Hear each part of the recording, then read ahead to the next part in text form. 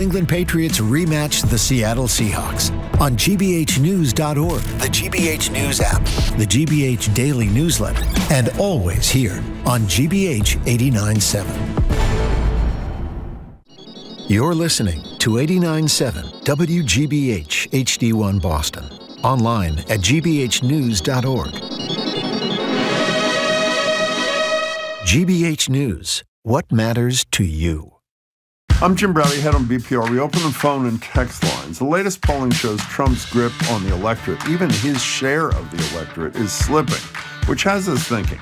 If even the most ardent Trump supporters, some of them at least, are switching over, should they be welcomed back to the dinner table with open arms? Please call or text. Plus, we'll check in with political analyst Chuck Todd, and Andrea Cabral will give us a rundown on why the latest Epstein files are so badly redacted. I'm Marjorie Egan. Then we'll be joined by MIT President Sally Kornbluth, the only college president to survive that 2023 Congressional hearing on anti-Semitism.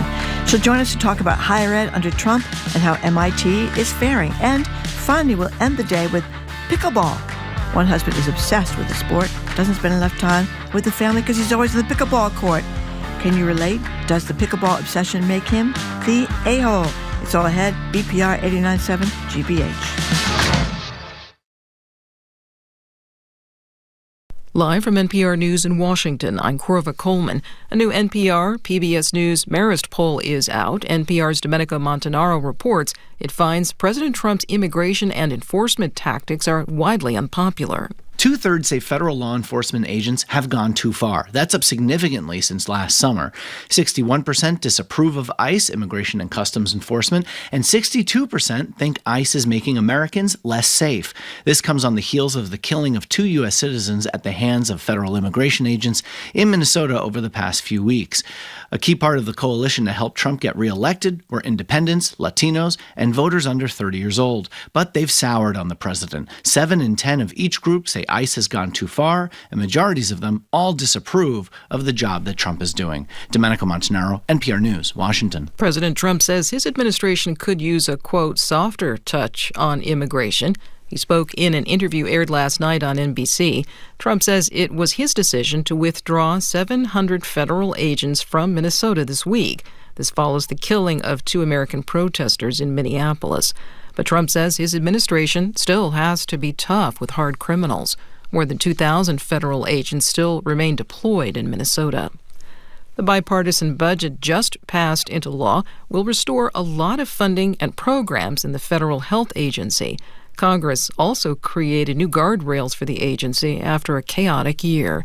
NPR's Selena Simmons-Duffin reports. Under Health Secretary Robert F. Kennedy Jr. last year, tens of thousands of staff quit or were fired, grants were canceled with no notice, and congressionally required programs were hollowed out. Senator Tammy Baldwin, a Democrat from Wisconsin, says she helped write the new health budget with this goal. How do we rein in an agency that has gone rogue? The new bipartisan law includes detailed instructions to fund specific centers, to fully staff them, to pay grantees promptly, and more.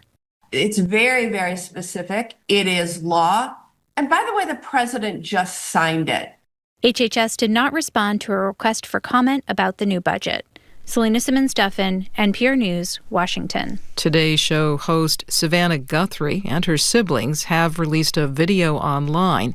They're delivering a message to potential kidnappers of their mother, Nancy Guthrie. We need to know, without a doubt, that she is alive and that you have her. We want to hear from you, and we are ready to listen. Nancy Guthrie is 84 years old. She disappeared over the weekend in Tucson, Arizona. Investigators believe she was taken against her will. They do not have any suspects. You're listening to NPR News from Washington. Good morning. With the latest from the GBH Newsroom, I'm Henry Santoro. The city of Worcester has taken the necessary steps to ban ICE and other federal agents from using municipal or public property to stage or prepare immigration enforcement operations. The Worcester Guardian reports yesterday's amended order from city manager Eric Batista comes as the country witnesses heightened and more violent ICE activity on local communities.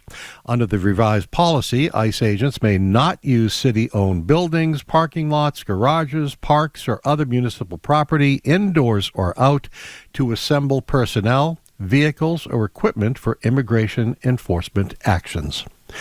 And there's an Arctic cold front bringing dangerously cold temperatures our way this weekend. National Weather Service reporting that the coldest temps will hit us on Sunday with the wind chill.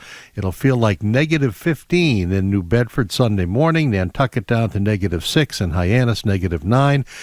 To mention in the city, dangerous temperatures arriving overnight Friday and lingering into Monday. There's also snow expected on Saturday, but it looks like at most we may see 3 inches in the region along the coast. In sports, one day before the official opening of the 2026 Milano Cortina Winter Olympics in Italy, and some games are already underway. Today's events include women's hockey with the United States playing Czechia, and mixed doubles curling with Italy versus Canada and the U.S. versus Switzerland. In the forecast, sunny, low 30s today, cloudy, mid-teens overnight. This is GBH News. Support for NPR comes from NPR stations. Other contributors include Imaginable Futures, envisioning a future where learning sparks opportunity and thriving belongs to everyone. Learn more at imaginablefutures.com. And the listeners who support this NPR station.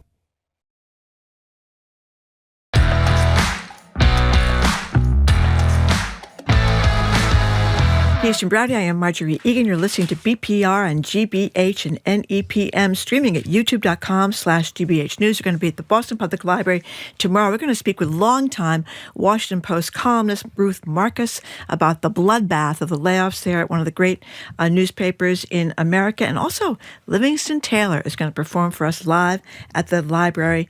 We'll be joined on Tuesday by the mayor of Boston, Michelle Wu. Hello, Jim. And in about an hour by the president of MIT, Sally Kornbluth. I'm first very time excited. on the show. We're really into it. By the way, before we start, I want to update you on something we've been talking about. You know, we've made every effort we can to get question 1 supported by 71 to 72% of the voters auditing the legislature into reality. I think you know there's been a standoff between the auditor and the attorney general, with whom we speak every month about this. Our latest proposal was that former Judge Nancy Gertner serve as a mediator between the two state leaders. The auditor agreed to that, and yesterday we heard from the attorney general spokesperson who said, "We appreciate the offer, but decisions like these are made through direct engagement between offices. If the auditor's office desires to move this matter forward, she should provide the information we've asked for, just as every other state official or agency that requests to bring a lawsuit is able to do." So no mediation with Judge Gertner, but we are going to keep trying, and we hope you keep the pressure on as well. So new numbers from Pew show that only about 1/4 of Americans support all or most of Trump's policies, down from 35% when he first took office. That change comes entirely from Republicans, according to Pew.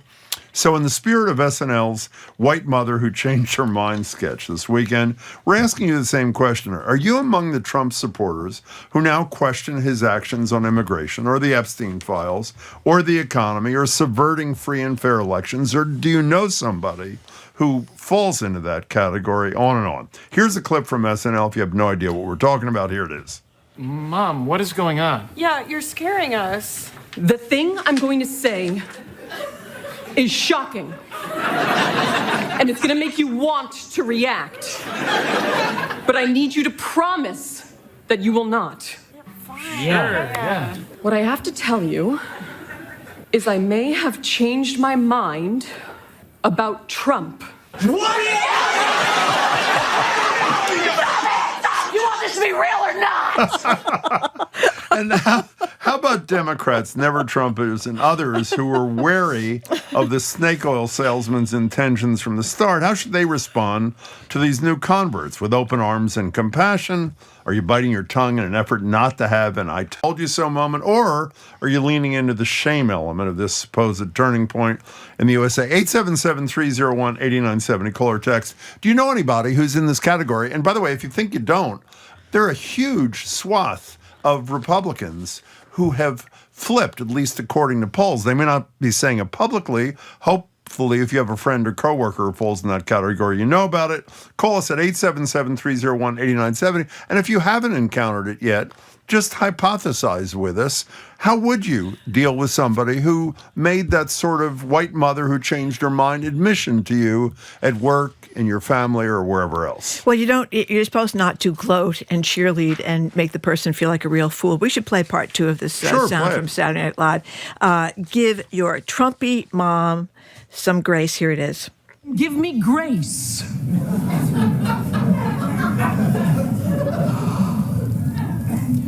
I feel like maybe some of the things he says aren't true. I'm going back. Bye. I take it back. So she's attributed to take it all back because we're so happy about her. I think you have to be very delicate about this, Jim. You don't want to gloat.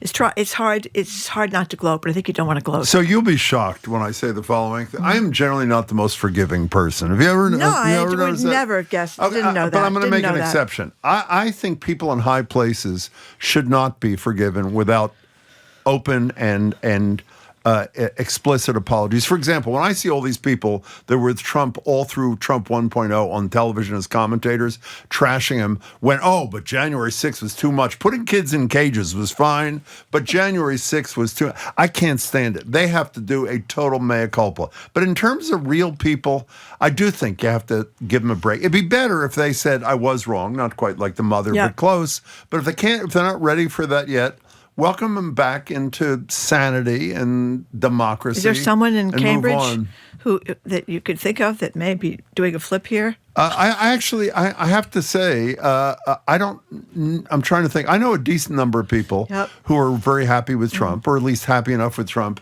None of them have admitted to me that they're totally disenchanted. They may say things like, I'm not crazy about this policy, or ICE may be doing too much, but just listen to this. 20% of Republican voters say Trump is performing worse than expected. That's a lot of people supporting all or most of his policies. This is Republicans, down 11% in a year. That's also a big number. 877-301-8970. And again, even if it's hypothetical for you all, imagine, close your eyes unless you're driving, close your eyes and say, if a friend, coworker, whatever, relative, that sort of thing, came to you and said, I may have been wrong. I really don't think he's that good for this country. Whatever the reason, how do you react to that thing? Do you just nod and say, do you want to talk?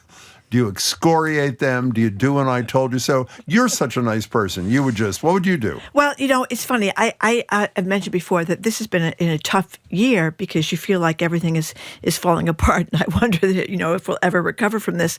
And I was expressing this to someone that I'm close with in my family, that it's just depressing, all this onslaught of news. And this is a person I know is on the other side of the coin from me.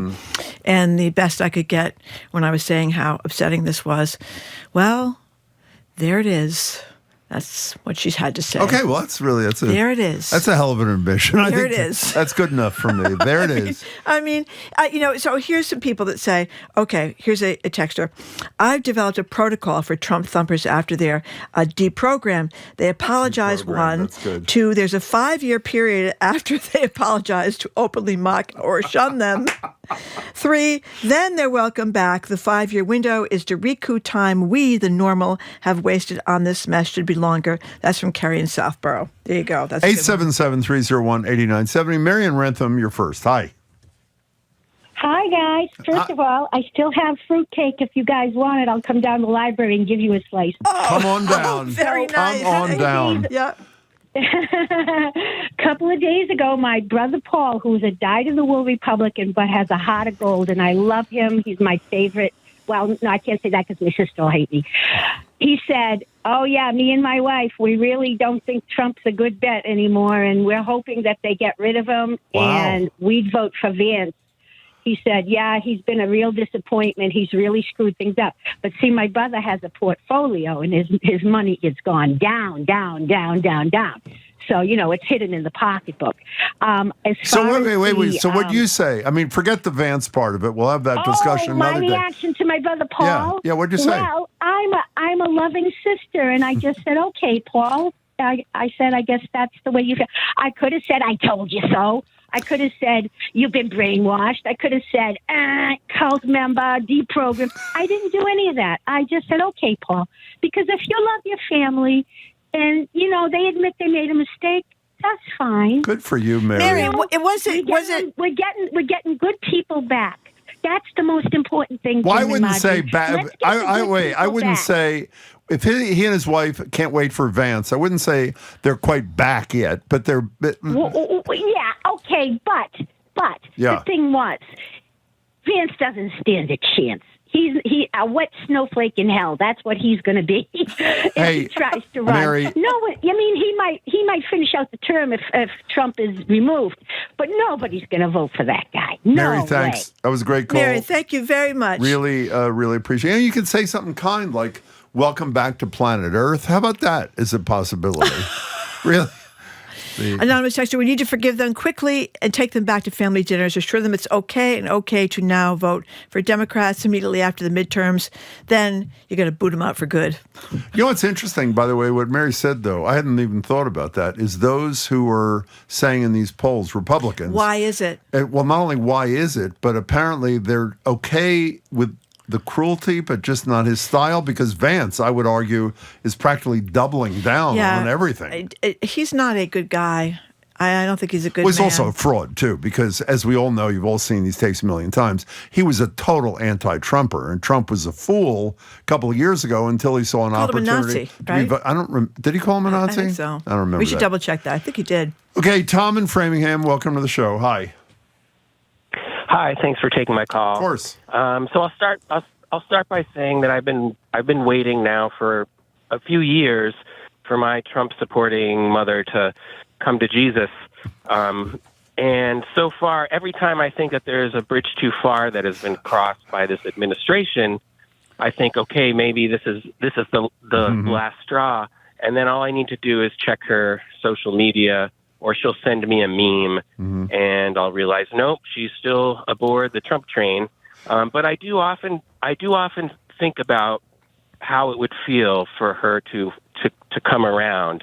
And I think it would be very emotional for me. And as much as I am tempted to sort of come with the "I told you so" stuff, I do think that the only chance that we have is for ordinary people to build coalitions across differences. I think you're totally right. So I would say, Mom, you're late, but come on in. So, Tom, how has your relationship been affected with your mother through this period?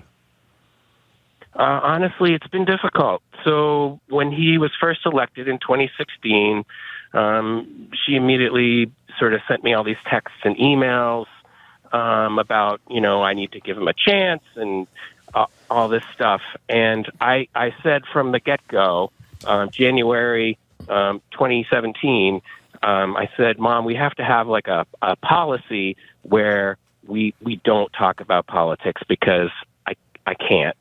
Yeah. And so we've been pretty good over the years with managing to avoid that subject, with some snafus here and there. But yeah, in general, it's difficult when it's someone you love and you know is a good person, and you think, gosh, why? How can you support this lawless criminal? That's a great call. Hey, Tom, if your mother does flip, even if we're not talking about it on a particular day, send us a note and let us know how it went. I'm really curious. That was an excellent call, Tom. Thank you. 877-301-8970. Our staff checked it, and indeed, Vance in 2022, in a discovery in 2022, he said it before this, suggested Trump could be America's Hitler. That was his line. If Vance were asked in an interview, you said, what year you said that, 2022? No, not in 2022. That's when it was found out. Oh. He said it before that. Okay. I'm not sure the year So he if he's said it. asked in an interview, you said this, what caused you to change? What does he say? I think he was asked about it. He said what does he say? He realized that he'd been wrong, and he changed his mind, and he liked his policies and all that.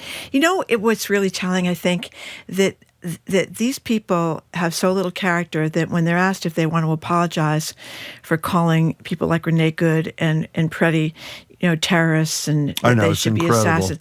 They don't have the decency to say, there's no decency there. I'm sorry. Or based on the information I got, I was wrong. I was wrong at the time. That's the point I was trying to make. When they do flips, they have to do a big tell. It can't just be, okay, now I'm on the other side, or now I'm, leaving the darkness for the light. But real people, as I think Tom said, coalitions, larger collaborations of people who care have got to be built. Nick in Hartford, welcome. Nick, how are you? Only because he had his recent inability to apologize. You want a very quick piece of gossip about J.D. Vance and his wife at their daycare? Of course. Sure. Oh, okay, so family member of mine, they have their kid in the same daycare down in that area. And I was like, well, how does that work out? He's like, they're annoying. Usha keeps blowing up the parents' chat and no one wants to be friends. So I keep thinking about that a lot. Anyway. I would too, actually, Nick, were I you. Go ahead. I experienced something this week or last week with my brother who, for many, many years, is kind of he's about 9 years younger than I am. He's very kind of like libertarian, definitely more socially liberal than some of my other family members. And I've just seen... usually he and I could talk through stuff, whether it's, historical things, current societal stuff.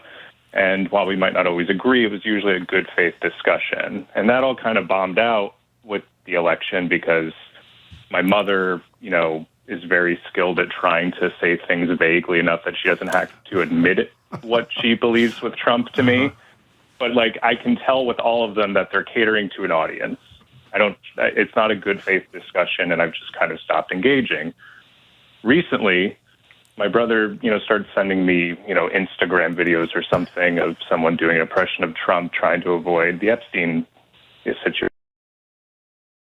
I sat on it for like 20 minutes, and I was like, look, impression is fine, whatever, but I'll level with you. I don't really know how to discuss this stuff in the current climate with the rhetoric coming from this administration, and I'm just going to leave it at that. Mainly because I don't trust my family, frankly, not to turn me in when I might be called a domestic terrorist. They're going to turn you in. I know that. Well, I know that sounds funny, but do you really think that these people that are willing to believe everything they're doing and believe this rhetoric, that one day the flip isn't going to get switched? Wow. I'm legitimately scared, and I don't know if I can even trust these people. Hey, Nick, can you get us included in the group chat from the Child Care Center? We'd really appreciate it. Nick, that was excellent, too. Thanks for the call, as always. The Vice President of the United States children would be in a regular old daycare center. Maybe it's an Usha kind of thing. I don't know. Yeah. I think is Jimmy Carter the only president who had kids? Well, there aren't that many that had kids who were young. Sent the kids to public school. Yeah, that was a long time ago, but he did send the kids to public school. Yeah. They all either go to that fancy prep school. Obama's kids went there. Is it the Friends School? No. I forget what it's called, but they all go to the same place. Kai, you're in Rhode Island. Welcome to the show. Hi. Hello? For taking my call. My pleasure. So this question is for... Thank you. So this question is for Jim. Jim, since you are such a master of etiquette, I wanted to tell you that I have a couple of cousins in Ohio who are big Trump supporters, and I can't tell you how many times I've been accused of having Trump derangement syndrome. Mm-hmm. I was wondering if it would be okay if I asked them if they were suffering from Trump disillusionment syndrome now.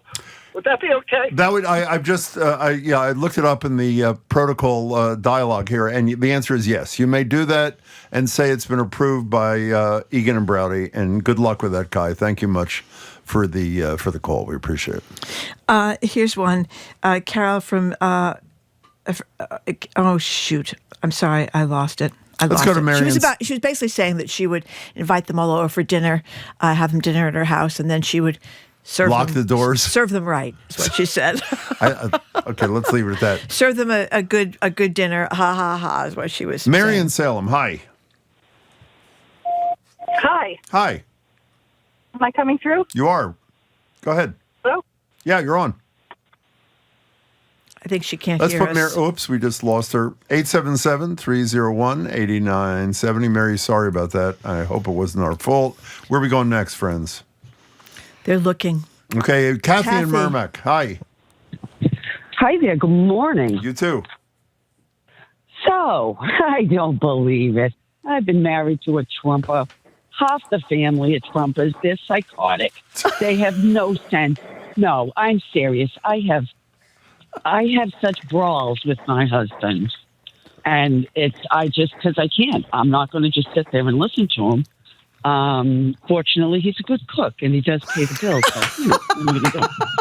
There you go. There you go. You know what? If that day comes, I'll probably drop dead of a heart attack. In all seriousness, Kathy, how do you navigate that? Really? It's hard. Yeah. Oh, is that your husband in the right. background? Do we hear him? Okay. Yeah, that's what I do. Okay, honey. Yeah, whatever you say, dear. Yeah. What's his best dish, Kathy? What's his best dish? Oh my God! Are you kidding me? He's Italian. Lasagna. Well, Alfredo. Anything. Give him a little room then. Yeah, you got to do it. Whether you're going to cook, what are you going to do, right? Kathy, one really honest woman here. Kathy, thanks for the call. There you go. Can you imagine that? Remember we asked Meredith the other day from the Globe, Love Letters, if she knew of any couple that was a mixed couple, for lack of a better expression. She said she didn't know one. This is someone who gets by, hundreds of letters and emails and texts a day from readers and podcast listeners? Yeah, well, I think it's kind of a cross-value thing. I mean, I think it would be really difficult. I think it would be, too. Because of, we're just reading about in Portland, some 84-year-old mother hitting that grandmother. Portland, Oregon, right? Portland, Oregon, hitting the head with these pepper balls or something. She's bleeding all over the place. I mean, I think the ice stuff has turned lots of people. Well, Epstein's pretty tough, too. Epstein is tough, too. Lisa from Cambridge, thank you for calling. Hi, Lisa. You got a minute, Lisa. Hi. I would say welcome them with open arms. Back in the 70s, when my mother heard those Nixon tapes, she went from being a Nixon supporter to being the most ardent Republican, anti-Republican activist you could ever imagine. She reveled in canceling out my father's vote every single time. And, we need everybody. So welcome them. Well, that's probably the healthiest attitude. We've heard that a few times this morning. It's hard, but it's probably the right one. Lisa, thank you for the call. Appreciate it. Here's Sarah in Sudbury. My father's a Trump supporter. If he came to me and told me he was wrong, I would be ecstatic. I wouldn't say a peep. I would literally be walking on eggshells so that he would not take it back. I think a lot of people would be relieved because it's really hard. You don't want to rub it in. You don't want to gloat, but it could repair a lot of relationships that have turned into sort of joke relationships. Where what do you it's mean just, joke relationships? Well, because you're just talking about superficial things all the time. How's the snow? How's the weather? No, but when people tell us on the phone, we just ignore those it's one thing if it's a cousin, something who you see from time to time. How do you do that with a partner or somebody in your house or a sibling? It's well, you terrible. heard Nick's conversation, a few people this morning. It's really, really hard. It's terrible. And I also think you can't share with them the malaise you're feeling about the state we're in. You just can't talk about it. So it's very... Well, I think the clue is you just wait 3 years and then you turn them in. That's the bottom line. Well, he said... That's what the guy said there. Said he's worried about being That was Nick turned in saying his family's going to turn him in. Family.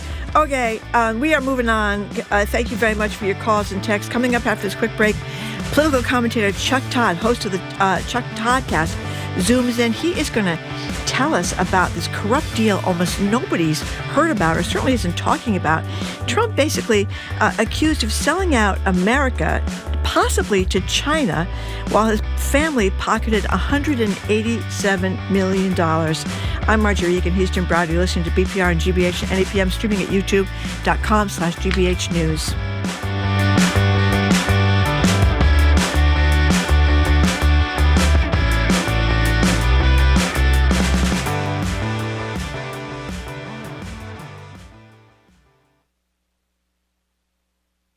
I'm Jared Bowen. Today on The Culture Show, this Black History Month, music becomes a meeting place across generations. Overture to Spring is a free concert celebrating Black composers past and present. Composer Kevin Day and Leo Eguchi of the Sheffield Chamber Players join us to talk about the performance and their effort to bring young musicians into the heart of the music. Plus, we get a history lesson on how Worcester was at the heart of the Valentine's Day industry. That and more on The Culture Show today at 2 on 89.7 GBH. Our programs are made possible thanks to you and Johnson & Wales University, offering career-focused education that blends academics with experiential learning. Learn more at jwu.edu. And Safety Insurance, offering auto insurance policies designed to help for when the worst happens. You can ask an independent agent about safety insurance. Safety Insurance will help you manage life's storms.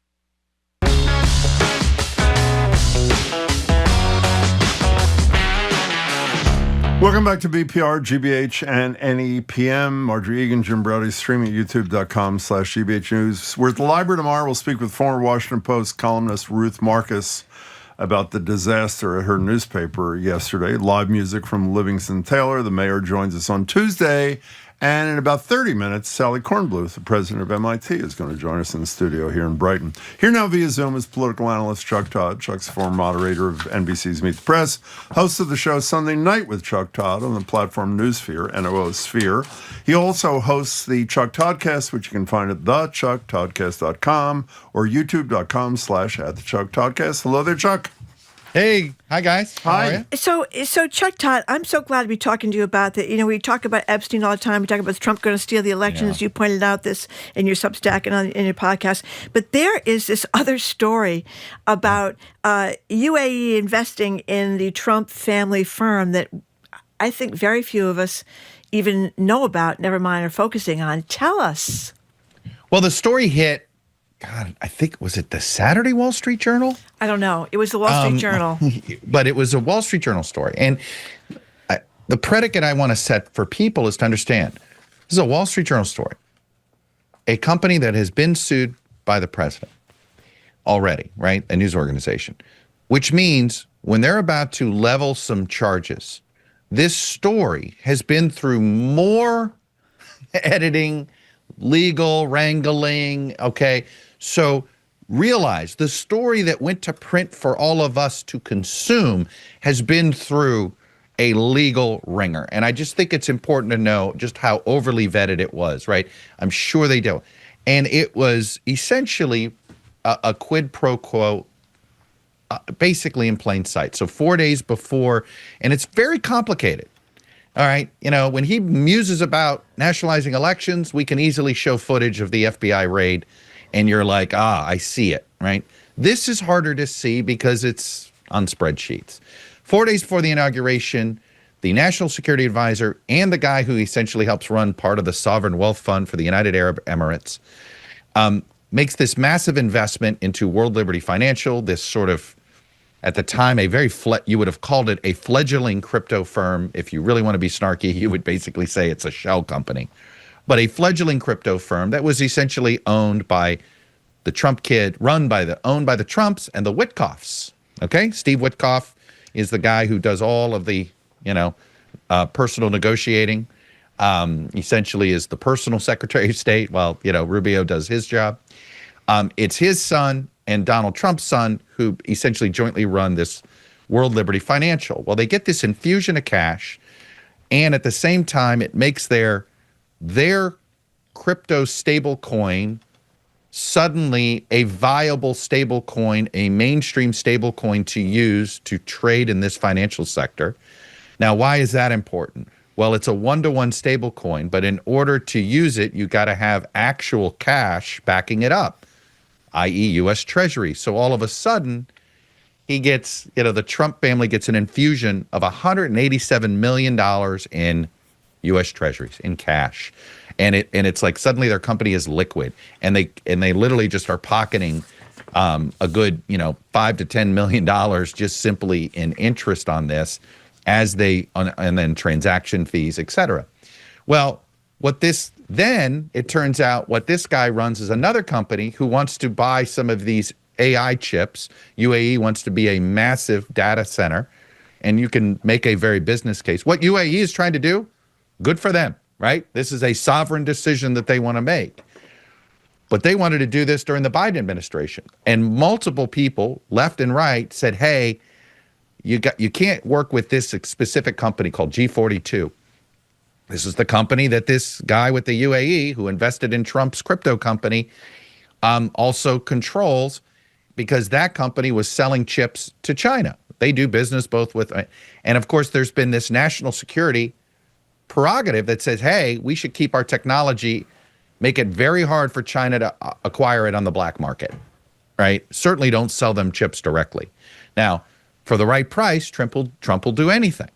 And oh, by the way, this also has something to do with the pardon of that Binance crypto guy who went to prison and then suddenly, for a specific amount of money to Trump, now is out of prison, right? And is completely exonerated with this presidential pardon. Also is essentially in business with the UAE, and Trump changed the policy within 3 months, opening the door for the UAE to acquire these chips that previously the Biden administration and a bipartisan group in the Senate said, hey, let's have more restrictions on what entities can buy this. And you know, look, it's just one example, but it's all, you know, the pardoning of the guy, the enrichment of the Trump firm, then the United States changes policy that loosens these the sale of chips. And then, of course, now you got a backdoor way. I mean, American foreign policy was sold. You know, an American foreign policy decision was sold. This is worse than Teapot Dome. This is worse than Watergate. This is exactly what the founders feared. This is exactly why they came up with the Emoluments Clause. And I know that sounds, oh, you're just, no, this is what they feared. They didn't want monarchs and King George buying off our president. And there's an issue too of our losing our advantage technologically with these. It's also a national security issue with these AI chips thing. That we might be hurt by this because of China getting ahead of us, I think. Yeah, but can I tell you, I step back from that for a second. Essentially, as Chuck said, I'm so glad you wrote about this, by the way. Essentially, these people, for $187 million to the Trump family, $31 million to the Witkoff family, bought the policy of the federal government, which not only enriched the Trump people, but puts us potentially at great risk vis-a-vis China. And, you know, after I read your piece, and I went back and read the Wall Street Journal piece, and if you want to check it out, people, it's called Spy Chic Bought Secret Stake in Trump Company.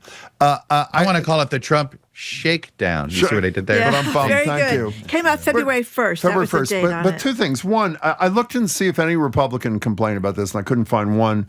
But I can't remember who it is, and I apologize. I couldn't find any one Democrat I found who would. So, you know, when we talk about distractions, is Epstein to distract from Minneapolis? Is Minneapolis? We're wrong on all those things. It's to distract away from the enrichment, self-enrichment of his family.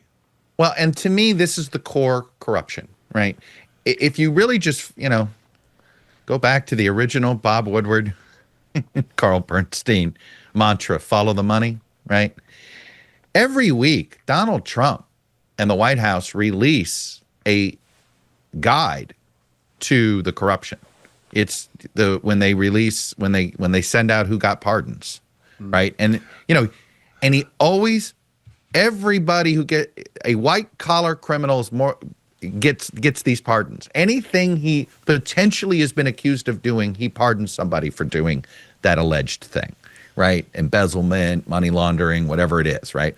And it is a very consistent thing. And the lack of, you know, it's one of those things, it's the problem is, right, there's no great visual. The algorithms are just too stupid to handle it. They just want quick engagement. Look, I look at my own, I look at, you know, various, on Tuesday I did an example, you know, the Bulwark, right? Arguably, you know, the loudest resistance force out there in the world of digital media, by Tuesday didn't have a single mention of it in their morning newsletter. Really? Playbook didn't have a single mention of it. You know, this is, you know, it is being treated actually the way Watergate was originally treated. Hey, there was some weird burglary at the DNC over the weekend. I wonder if there's something to this, right? And it's like, but the Wall Street Journal reported, like, here it is, right? There's no memo that said, okay, we'll change the policy, right? It's not like anybody wrote in a text or an email to the UAE. All right, if you give us this amount of money, we're going to change the policy. But it's just the timing, and you just put it all together, and you see it. And the fact is, Trump himself is all but said he doesn't think it's a problem for him to do personal business and mix it with, because he'll argue, well, whatever I'm doing personally is going to be good for America anyway, right? That's how he sort of convinces his supporters that, hey, his corruption is different. But I'm sorry, if you're worried about people overpaying for Hunter Biden's paintings to get access to Joe Biden, which is, I think, I'll be honest, I think it's a fair critique. So do I. Me too. But then you should be equally, if not more, outraged by what the Trumps and the Witkoffs are doing. They are using the government as a personal enrichment enterprise. I laughed. The reason I laughed, I just want to be clear to listeners, when you mentioned the emoluments clause, is in Trump 1, I would say every would come in and say, what about the emoluments clause? Yeah. What about it's like all the people from these Saudi Arabia staying at the Trump Hotel. This is an outrage. The emoluments clause. I know. Naive. You know what? Don't you wish we had those scandals? Like in Trump 1, it was about he's kind of hey, these guys are buying extra bottles of booze at his hotel. You know what? That's petty cash. Yeah. Right? Look, Donald Trump is really a billionaire now because he became president of the United States. Just think about that. He was never a confirmed billionaire. He was a wannabe billionaire who could create enough paper trail to convince the people at Forbes that maybe he belonged on the list. He's a real billionaire now, and it's simply because he has used his his control of government to enrich himself. And it's doing it in plain sight. Everybody sees it and knows it. It's just that, well, we're only going to penalize the Bidens when they do it. We're talking to Chuck Todd. You should read his Substack and the Wall Street Journal piece. Chuck, changing gears, yesterday was a horrible day on the journalism front. You tweeted a lot about what happened to the Washington Post. We mentioned it in passing because it had just happened. Third of the newsroom gone. You also retweeted a post from Lizzie Johnson, who is their reporter in Ukraine, who texted, I was just laid off by the Washington Post in the middle of a war zone. I have no words. I am devastated. What's your reaction to what Bezos did yesterday at the Washington Post? It is an owner not wanting to admit he sucked at this and he made bad hires. And instead of admitting he made a bad hire, he's punishing the entire brand and newsroom for his bad decisions. I mean, Will Lewis is the publisher of the Washington Post has just been a disaster. So yes, it now loses more money now. But I do want to, I opened my podcast with this today. The most important quote of Jeff Bezos that people need to pay attention to, and I want to get it correct here. So permit me here, but it was in 2013, he buys the Washington Post for $250 million. Okay. And he is seen as a hero to many people in that newsroom. So the legendary journalist, Bob Woodward, interviews Jeff Bezos. Jeff Bezos, by the way, nowhere to be found in yesterday's announcements. No. The publisher, nowhere to be found. Matt Murray is the newsroom. He executes the strategy. It's not his vision. It's not his decision. And that poor guy had to do this. And, some of you might say, well, he could have quit. Look, everybody's got bills to pay. The fact that they made him the face is not fair to him. But I want to just quote Jeff Bezos. This is Jeff Bezos, 2013, to Bob Woodward's first question in front of the Washington Post newsroom. My friend Don Vanetta tweeted this out, and he said, so Woodward's question was, so why'd you buy it? And here's Jeff Bezos' 2013 answer. I finally concluded that I could provide financial runway, because I don't think you can keep shrinking the business. You can be profitable and shrinking, and that's a survival strategy. But it ultimately leads to irrelevance at best, and at worst, it leads to extinction. And what does he pursue 13 years later? A shrinking strategy, which of course is going to lead to irrelevance. The Washington Post, this is a crowded news and information market, Washington, D.C., okay? I have made a living at times working in this crowded space. National Journal, Roll Call, Politico, The Hotline, Punch Bowl, Congressional Quarterly. Some of these companies are bigger deals today than they were 10 years ago and vice versa, but there's always been this ecosystem. The Washington Post has always was different for one reason. They covered all this and they covered everything else. Yeah. That was their differentiator. So they were in some ways the glue. And so now the Washington Post's new business strategy is, you know what we ought to become? Politico. You know, like, yeah. Okay, that's a decision. But literally yesterday, and you know me, I'm a sports fan, the Washington Wizards made a trade yesterday. Arguably, it's one of the 3 most important trades in the history of the franchise. There's still no coverage on the Washington Post. There is literally a tree fell in our sports forest here in Washington, and you had to go to ESPN or the New York Times to find out what's happening on Washington sports teams. So it's a glue in a community, right? Can you imagine getting New England Patriots coverage out of The Athletic first because you couldn't find any? The Boston Globe wasn't even going to have a sports department anymore? We're going to ask you the score in a minute, but before we do, just a footnote to your commentary on this. I'm pretty good at math. I did a little math this morning. If the $75 million that Jeff Bezos spent on the Melania film was spread out over the 300 employees who were fired, $250 grand each, every one of them could have kept their job. I'll give you another thing, though. But 30 here's seconds. the thing. Yeah. Everybody has been saying, yeah, but Bezos is making a business. Should he consider to lose $100 million? I agree. Bezos has always been treated the Post as a business decision, but it's not about the business of the Post. It's about his other businesses. He wanted influence when he had the Post, and now, in order to have influence, he's got to catch and kill the Post. Because if he sold it, the Post would be still a thorn in Trump's side. Catching and killing it and giving himself a tax break on the quote-unquote loss for all of his other profits, it's no sweat off his back. 5 seconds. What's the score Sunday night? I'm going 20-6. Which?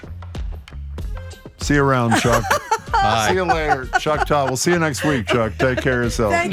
Thank you, Chuck. Bye. We've been speaking with political analyst Chuck Todd, former moderator at NBC's Meet the Press and host of the show Sunday Night with Chuck Todd on the platform Newsphere, and the host of the Chuck Toddcast, which you can find at the chucktoddcast.com. He's also got a great thing on Substack. Okay, coming up after this quick break, Foreign Massachusetts Public Safety Secretary Andrea Cabral on the Epstein files. She's next. BPR, GBH, and NEPM.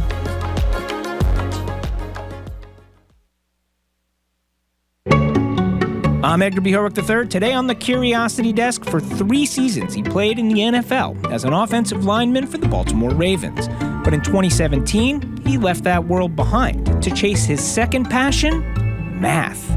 Now he's all in on linear algebra, teaching at MIT, and he's even got a theorem named after him. Today on the Curiosity Desk, John Ersel. That's today at 1 on GBH 89.7. Support for GBH comes from you. And the Peabody Essex Museum, presenting Andrew Gunn, Fashioning the World, a retrospective of the Singaporean fashion designer. You can learn more at pem.org. And the Massachusetts Health Connector for Business. Premium value plans can help small business owners find and offer accessible employee health benefits. Learn more at mahealthconnector.org/business.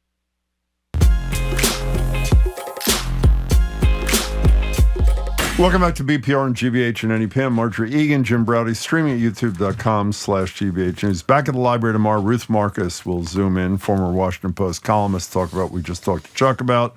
Mayor Wu will join us next Tuesday, and in about 20 minutes or 15 minutes or something like that, President of MIT, Sally Kornbluth, is going to join us in the studio. After appearing hundreds, actually thousands of times in the Epstein files, Donald Trump had this to say this week about the increased public scrutiny. I think it's really time for the country to get onto something else, really. Now that nothing came out about me, other than it was a conspiracy against me, literally, by Epstein and other people. But I think it's time now for the country to maybe get onto something else. But as you may have guessed, here at BPR, and we hope all of you will not be moving on until there's some accountability. Joined on Zoom by Andrea Cabral, former Public Safety Secretary from Massachusetts, also former Sheriff of Suffolk County. She's going to walk us through some of the issues, legal questions, whatever we learned from this 3 million document drop the other day. Andrea, it's good to see you. Good to see you. Hey, so Andrea, at this point in the heavily redacted drop and the heavily revelatory in terms of the survivors here of Epstein, what do you think?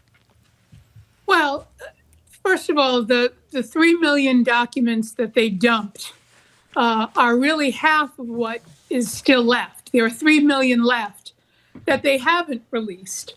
Now, clearly, the law pursuant to which they were forced to release these records is very clear about the redactions. The hue and the cry right now is about the fact that these redactions are essentially, in most cases, non-redactions, unless you're someone who is famous or wealthy or influential, in which case it appears they took great pains to withhold your identity. Underage, victims who were underage at the time, and victims who may have been adults at the time, but were nonetheless victims, have had their names, their nude bodies, bank account numbers, copies of driver's license photos, social security numbers left in full view. I think the lawyers for at least some of the victims, at least 47 of the victims, notified the DOJ that 43 of those 47 had their identities, faces, other identifying information revealed unredacted in these forms. And what this is really about, because the DOJ is not only in violation of the letter of the law that forced them to release this, which says that none of the redactions should be withheld based on the position of the person other than protecting victims. If the person's a government official or is a wealthy person or is an influencer of some kind, that is not a reason to withhold their identity. And what you're essentially seeing here is the collapse of the DOJ. And I don't say that lightly. I say it very, very seriously and not without a small amount of grief. This isn't just sloppiness or incompetence, which are two of the hallmarks of the Trump administration and the officials that he appoints to serve his purposes. They are always sloppy. They are nearly always incompetent. There is something more insidious, I think, going on here with the way these redactions were done. And I will say some of it is the fact that the people who work there, the people who are still trying to go about their jobs, are getting pulled in two different directions, all of which are designed to protect Trump. One is they're being pulled off cases they've had and in divisions they've been in for years and years in order to spend time trying to do these redactions. And two, they're being pulled to do immigration work. The whole thing is completely insane, and they didn't have a plan going into this. It should be a simple enough task to know who the universe of victims is, and that's no small universe. I've read in at least two places that there are up to 350 people identified, young girls and women identified as victims. But you can simply lay out a methodology for finding them in these documents and deleting all identifying information based on how you categorize the documents in which their names or any other identifying information appear. It takes competence and skill and intention. But if your intention is just to protect Donald Trump, these victims will be victimized again and again. And I think that's what's happening. I have a ton of questions about the men, but before I get to that, I want to respond to one thing you just said. It does take intention, with one exception. One law firm that represented 350 survivors gave the 350 survivors' names to the Justice Department. All they had to do was type them in as a keyword search. They didn't do that. I want to talk. Andrea mentioned a minute ago in passing the language in the statute. I want to read it verbatim because I didn't know about this till the other day. Other than protecting the victims, survivors, identities, and names, here's what it says. Prohibited grounds for withholding. No record shall be withheld, delayed, or redacted on the basis of embarrassment, reputational harm, or political sensitivity, including any government official, public official, or foreign dignitary. That's the law signed by Donald Trump. Let me read you two examples of redactions. One person writes in 2015, Epstein, and this one is, I think, totally your girl. Another one writes to Epstein in 2014, thank you for a fun night. Your littlest girl was a little naughty. Now, they redacted those names, I think for obvious reasons. They're protecting somebody. Who has the ability under this statute, the Epstein, whatever it's called, the Epstein Files Transparency Act, who has the ability to sue to enforce the language of the statute and require that the redactions of the men involved be removed?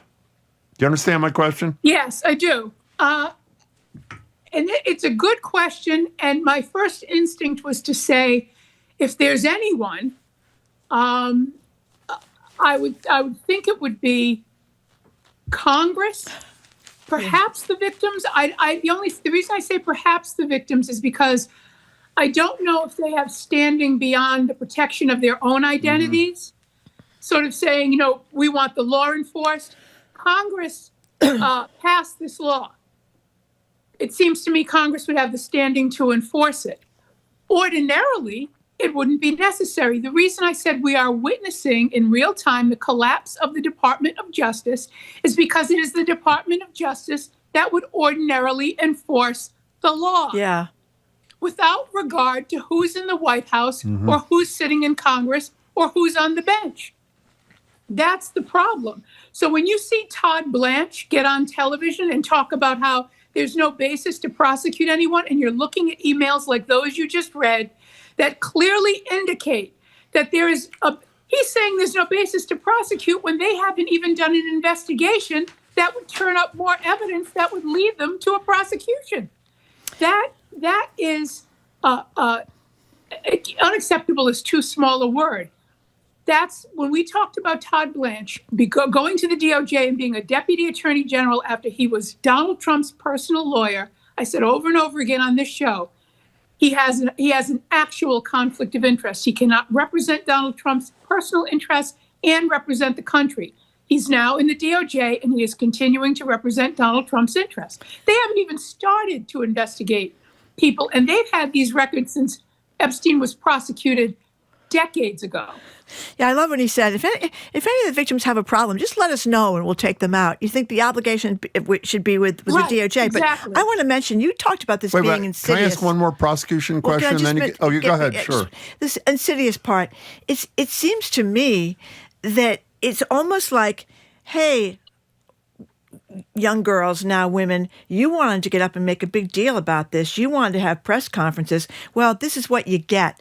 And if you want to keep doing this is what you want to see. A few more of your naked pictures are going to come out. A few more of your driver's licenses. That seems to be the message, because it's impossible to believe that they could have missed naked pictures of 16-year-old girls. And didn't miss one perpetrator or alleged perpetrator. This is like payback. Yeah. That's exactly what I was referring to when I said it's more insidious than that.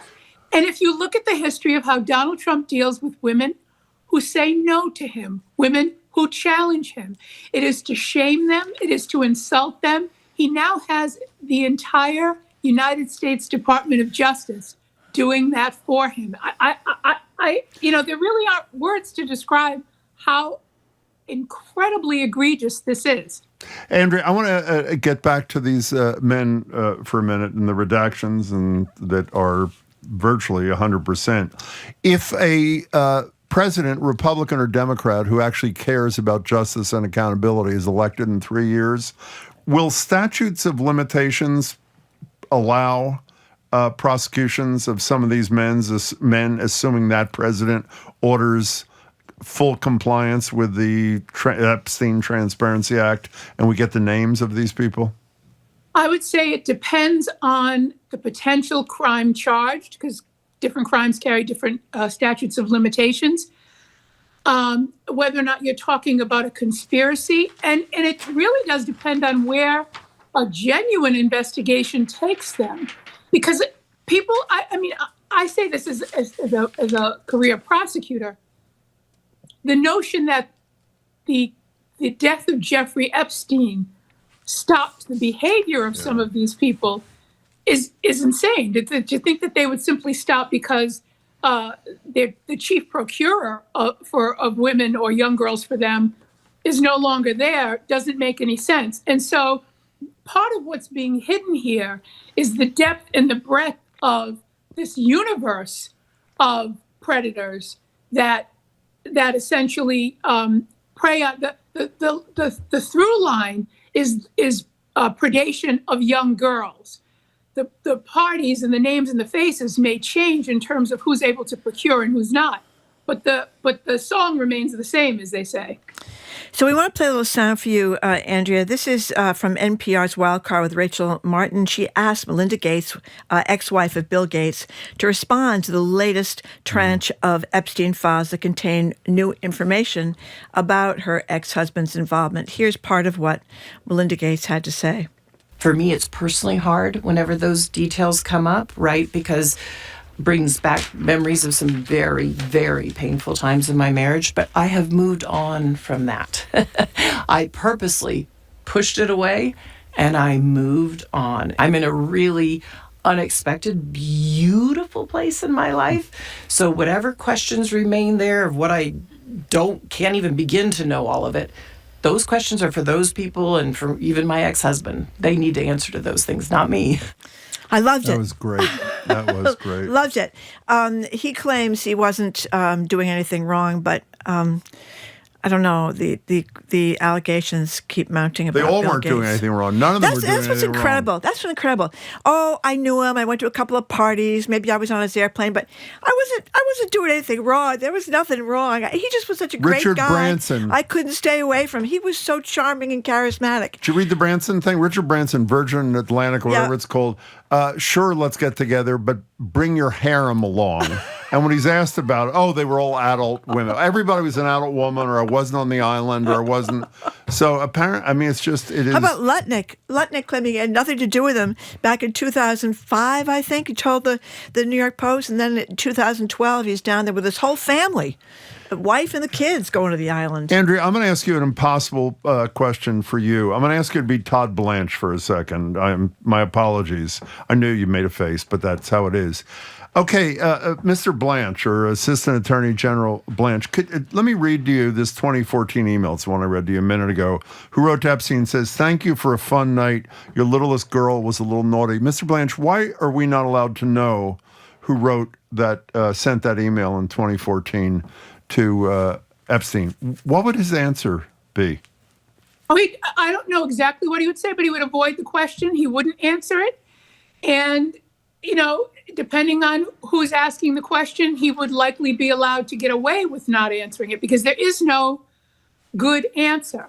And I think part of what we probably should face, but I think maybe even as a nation we're afraid to face, is this isn't about a ring of predators. This is about a culture. Yes. This is as much the same way as sexual abuse in the Catholic Church was about a culture. There is a culture of preying upon young girls and children in this country and in the world. And the richer you are and the more powerful you are, the more you can do to insulate yourself until you can't. And that's when it becomes known just how sort of deep and wide this sort of thing is. So they're definitely protecting Donald Trump. They're definitely protecting other people whose political and financial interests and ideological ones align with their own. Steve Bannon is in there a bunch of times. There are people very, very close to the White House beyond Donald Trump, that Howard Lutnick, all of them, right? But this is also, in much larger terms, and this is why the collapse of the DOJ is so grievous, protecting a culture that it seems as though we're never going to actually get at, because at every turn we're being stymied to protect the interests of predators and not the people they prey on. Also, you mentioned something that we consciously didn't get into today because we wanted to do exactly what we did with you.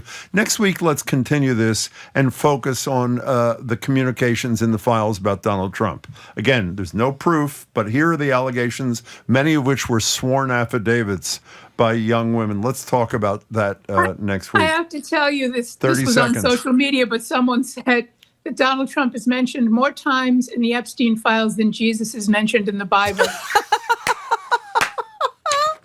That's a good one. That is a really good That's one. a good Andrea, one. thanks for that. We'll talk to you soon. Thank you, Andrea. We have been speaking with Andrea Cabral, former Public Safety Secretary from Massachusetts, former Suffolk County Sheriff. We say goodbye to those of you listening up on NEPM or out in NEPM. Thank you very much for tuning in. You can tune in at 3 o'clock to the Fabulous 413, which is a great show on NEPM exclusively. Our show continues here in Boston. Coming up after this quick break, we're going to speak with MIT President Sally Kornbluth.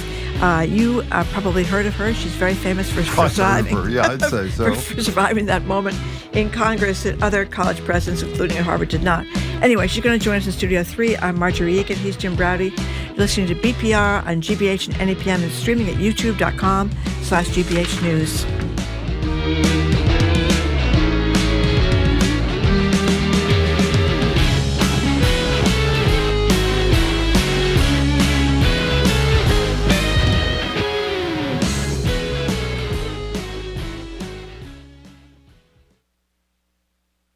At our next Beyond the Page event, we'll be featuring best-selling author Kate Quinn. Bring your questions and join us on Tuesday, February 17th. Learn more and reserve your ticket today at gbh.org/events. Funding for our programs comes from you and Mass General Brigham. In heart surgery, expertise matters. Mass General Brigham Heart and Vascular Institute performs thousands of surgeries each year and is committed to research and innovation. massgeneralbrigham.org/heart. And members of the GBH Champions and Beacon Circles. These most generous annual contributors lead the way in sustaining GBH as a public media resource available and free to all. Learn more at gbh.org/support. You're listening to 89.7 WGBH HD1 Boston. Online at gbhnews.org. GBH News. What matters to you?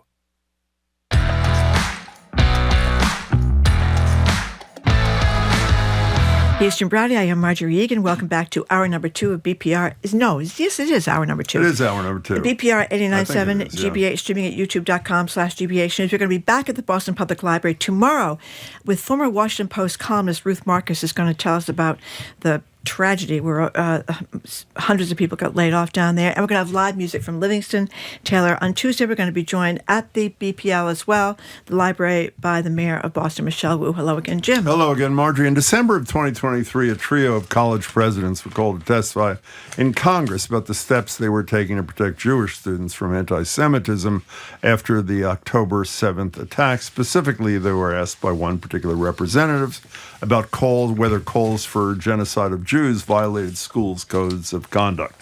Unlike the presidents of Harvard and my alma mater, University of Pennsylvania, who resigned shortly after the hearing, MIT President Sally Kornbluth retained the full and unreserved support, that's a quote of the MIT Corporation, which praised her leadership and actions in fighting anti-Semitism. Here's just a couple of seconds from President Kornbluth at the hearing in 2023. We can say to each other, that is what we have a right to say, and what we should say as members of one community. I must, at the same time, ensure that we protect speech and viewpoint diversity for everyone. Those who want us to shut down protest language are, in effect, arguing for a speech code. But in practice, speech codes do not work. Problematic speech needs to be countered with other speech and with education.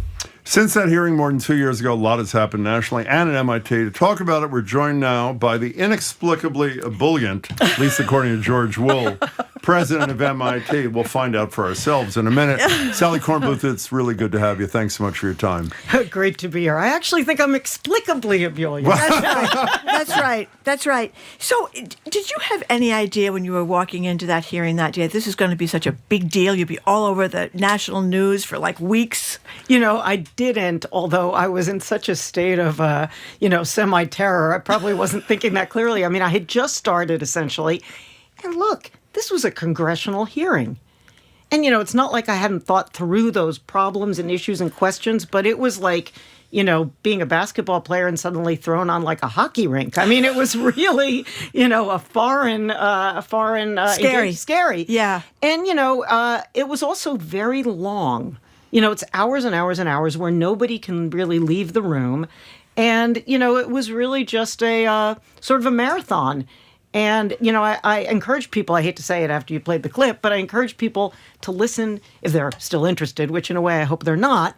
But if they're interested, listen to the whole 4 or 5 hours and you come away with a very different impression than the sound bites. If you had a do-over, is there anything you'd change about what you said? I actually think the substance of what I said was right. To be honest with you, I kind of joke around that, I probably should have given my human emotional reaction first, which is true, which is, oh my God, that would be terrible. But the answer still remains, which is, we defend speech, but when it crosses into a harassment, when it's repeated, and that's what I tried to say, but, obviously I was kind of interrupted in that, I would stand by that, but I think I would probably first be clear of, about the human reaction to such things, particularly as a Jew. Do you take any satisfaction from Elise Stefanik's fall from grace? She was the woman who asked all the questions. Be honest. Raise your right hand, President Kornbluth. I try very hard not to be vindictive at all, but I will say this. I'm intensely curious because she has, I shouldn't give her book a plug, but she has a book coming out called Poisoned Ivies, which is, kind of a clever... Poisoned Ivies. Poisoned Ivies. Okay. It's kind of a clever title, and I am somewhat curious to see what she said, but am I sorry that I won't go face-to-face with her in a congressional room again? No, I am not sorry about that. So I wonder, you're relatively new running MIT, but you've been in academics for a long time. How different is it for people running universities like yours, knowing you got Donald Trump looking over your shoulder all the time? It's interesting. I think, honestly, I think it's very different. When I talk to presidents who've been sitting a very long time, they say the last couple of years are unprecedented. Yeah. I talk to presidents who are sitting, 14 years, 15 years. And by the way, there are fewer of those than they used to be because people are like, okay, I've had enough. But for long-serving presidents, they say this level of not only oversight's okay, but it's actually intrusion into the operation of universities, threats to our funding, and also, to be honest with you, unpredictability. So as academics, we like to think ahead, plan in reasoned, rational ways. And, very frequently we've been getting things, on a Friday night at 5 that will now cause us to spend the whole weekend scrambling to figure out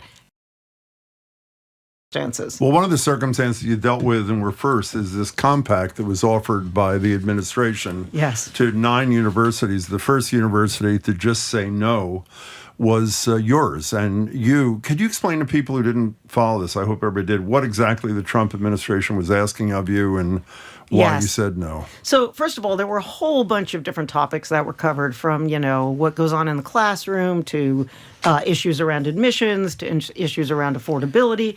And I will say... Issues around gender? Around gender.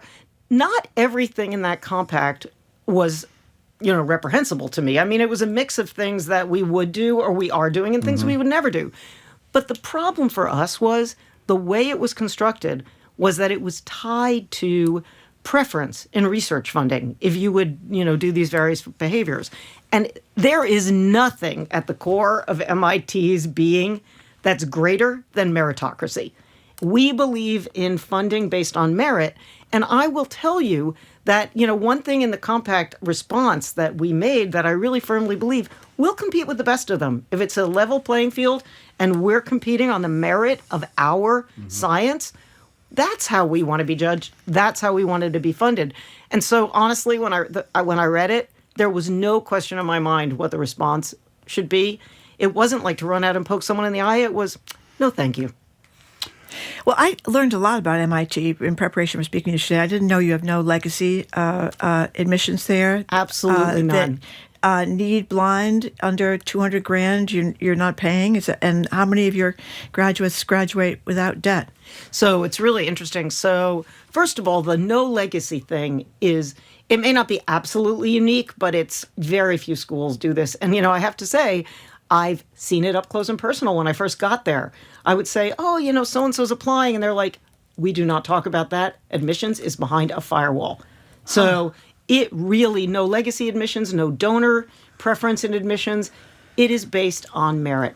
So, as part of that, we have to be able to accept students solely based on their talent. You mentioned need blind admissions. So 87% of our students graduate completely debt-free, and of the remaining, the debt is about $20K. Now, there's been reports about different universities and social mobility, but the starting salary average for an MIT graduate is around $127K. So you do the math. It's worth incurring $20K of debt over the whole 4-year period. But again, that is a very small slice of our student body. Can we talk, obviously, more? We have a bunch of things we want to broach with you vis-a-vis the impact of the Trump administration. You met with Linda McMahon. I did. I did. Did she have a bottle of A1 sauce on her desk? No, I guess she did. We did actually talk about artificial intelligence. You did? We did. And, I'll tell you, the thing is, she has long-term staffers, right, that are fielding these questions, et cetera. But, we had a brief meeting. We didn't get into deep substance. Okay, so two things. One, international students. I assume everybody listening knows there are a ton of them. What is it, close to 40% of your graduate schools? The graduate students. What impact has the Trump policies had on that? And what do you say to an international student applicant who says, can you or your person, can you assure me that I'll be safe if I come to the United States? Right. So first of all, so we cap the undergrad at 10%. As you mentioned, there's about 40% of graduate students. Remarkably, our international student applications went up this year. Wow. So that's an outlier, is it not? I think it may be. I don't know the stats at every school, but I will say this, the mobility and the sort of success of our international students is huge. And MIT has a huge international reputation, so people still want to come. Now, can we guarantee they are safe? Safety on campus is paramount. Can we guarantee that there won't be rules in certain countries about granting visas? Obviously, we can't do that, but we try to help our students in every way we can. We direct them to advice, pro bono help, et cetera, when things come up. How about researchers? I mean, there was a survey that came out. I know you've seen this, whatever it's called, the Times Higher Education, something or other. Yeah. Chinese universities moving to the top of the list, American universities moving down the list. What do you say in light of the threats, even though there was a positive happening in terms of NIH funding in the last few days? We'll talk about that in a minute. What do you say to keep or lure scholars, researchers, when amazing offers are being given out of Germany, out of China, when we have Donald Trump as president? It's tough. I got to say, when I go to meetings with international presidents, it used to be the converse, that we would always win. We don't always win. There is a huge attraction to go to places that are pouring more money into science. I will say one thing, though, about that ranking, which is, it's really based on the volume of publications, and the Chinese universities have large numbers. But there's a shift, regardless. But there is a shift regardless. I will say, if you look at impact of the publications, meaning citations per individual, et cetera, MIT is actually still on the number one on that list. But there's definitely a shift. And if I were a student in China contemplating coming to the U.S., I would think about first-rate Chinese universities like Tsinghua, for instance. Why not? They're throwing money.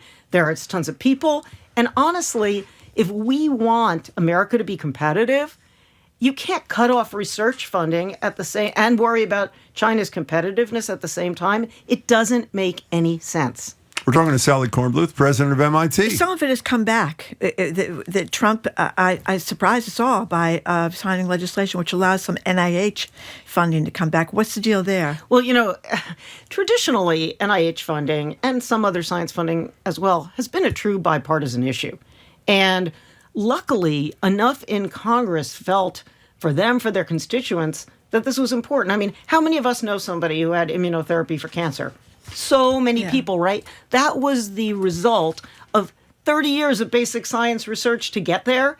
It's not really a winning election proposition to tell people you're cutting off cancer research. And I think, those in Congress realize that funding in these areas is not only important for their constituents, but important for American competitiveness.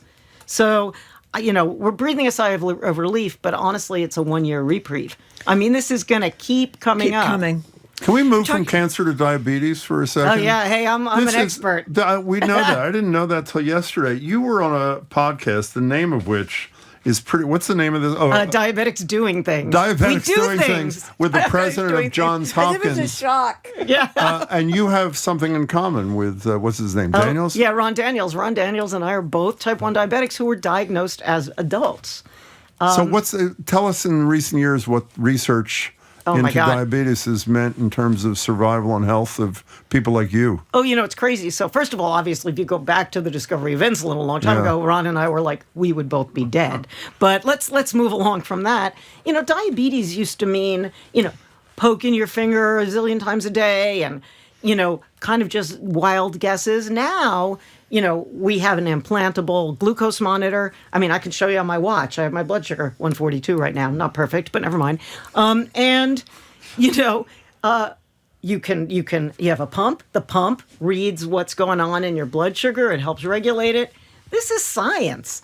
And it's science, not only understanding the biology, it's really understanding electronics. It's really understanding, my pump is like, it's on this side, my pump is like a $6,000 item that can adjust my blood sugar with very, very micro doses of insulin. That is due to science. We're talking to Sally Kornbluth, who's the president of MIT. Let's get back to the big brouhaha over anti-Semitism. I mean, I've read some of these stories. There were some terrible things going on at universities across the country, and MIT. I read about the graffiti about IDF, and a lot of kids there had been students in the Israeli army, people being surrounded and harassed. So there were definitely incidents. But do you think this was ever really about anti-Semitism, this crackdown on schools like yours? So this is a really complicated question. I will say this. I am not going to minimize the importance of anti-Semitism, but it's not only on campuses. It's in this country and in this world. Campuses reflect what's going on in the larger world. Do I think that people said things that I find reprehensible on campuses? Yes. We were very fortunate not to have any anti-Semitic violence at MIT. As you say, there are places across the country that was not the case. I do think it's important that in response to all of these criticisms, we did scrutinize all our processes. We did increase education around anti-Semitism, and we did tighten up our disciplinary processes to be clear what you can and can't do. But do I think look, it's something that's important to me personally as a Jew. But look, everybody's acknowledged, I think, that it's also something that is being used as a proxy for a whole range of issues.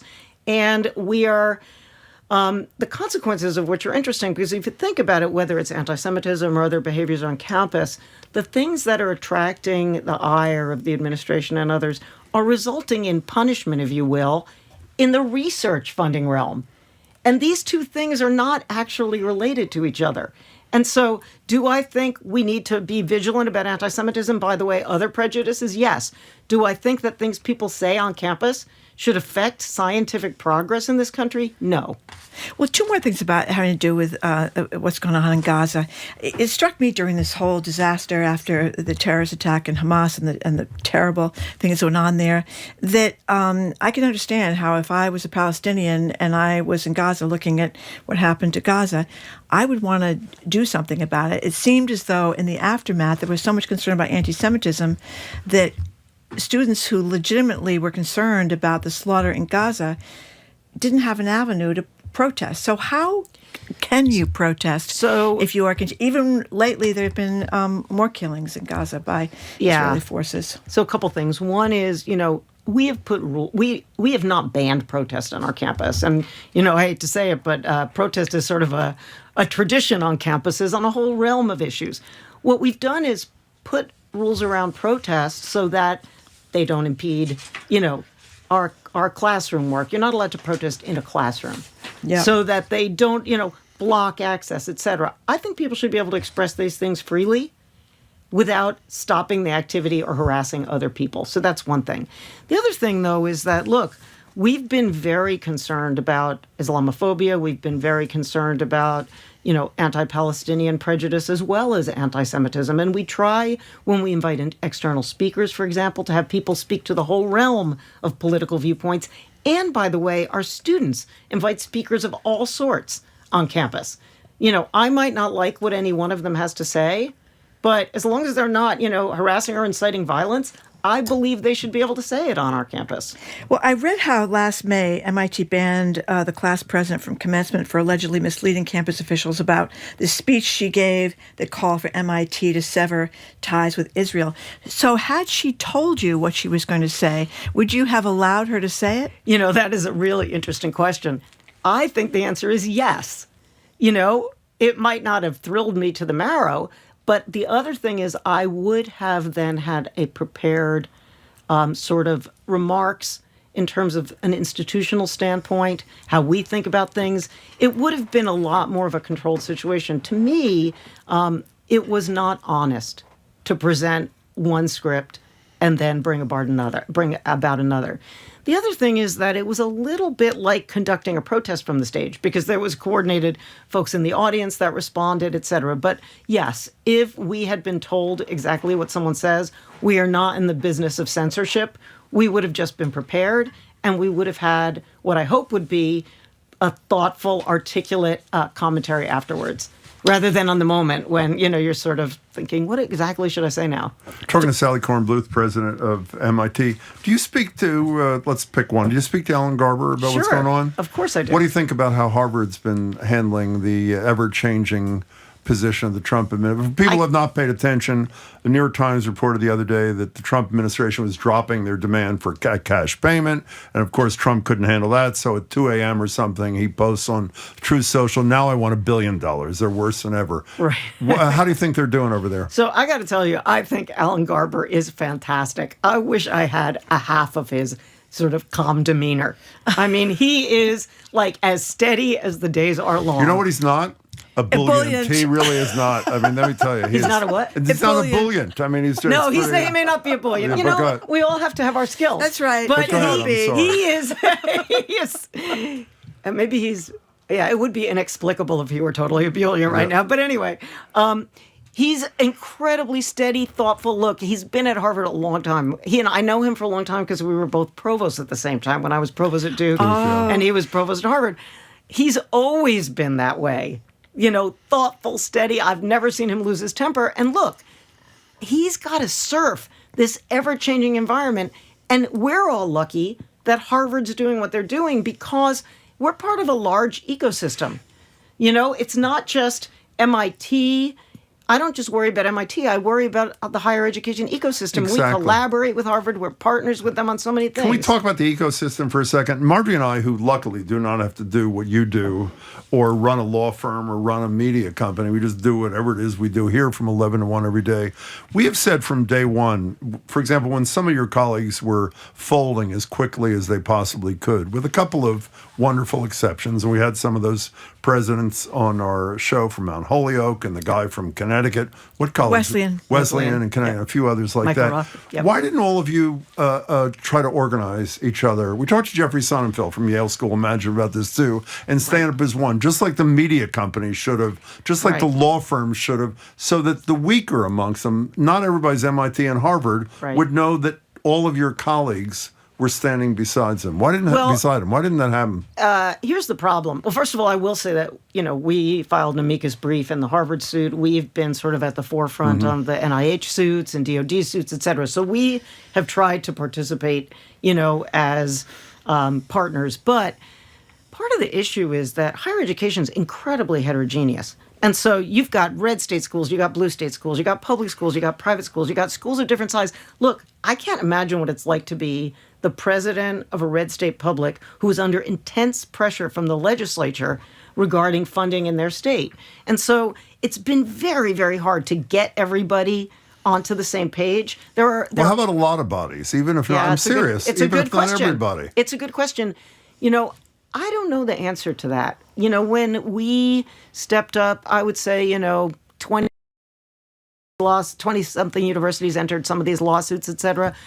In a situation where everyone feels like they have to protect their campus, their board has fiduciary duty, I think the notion of standing up really is worrisome to people.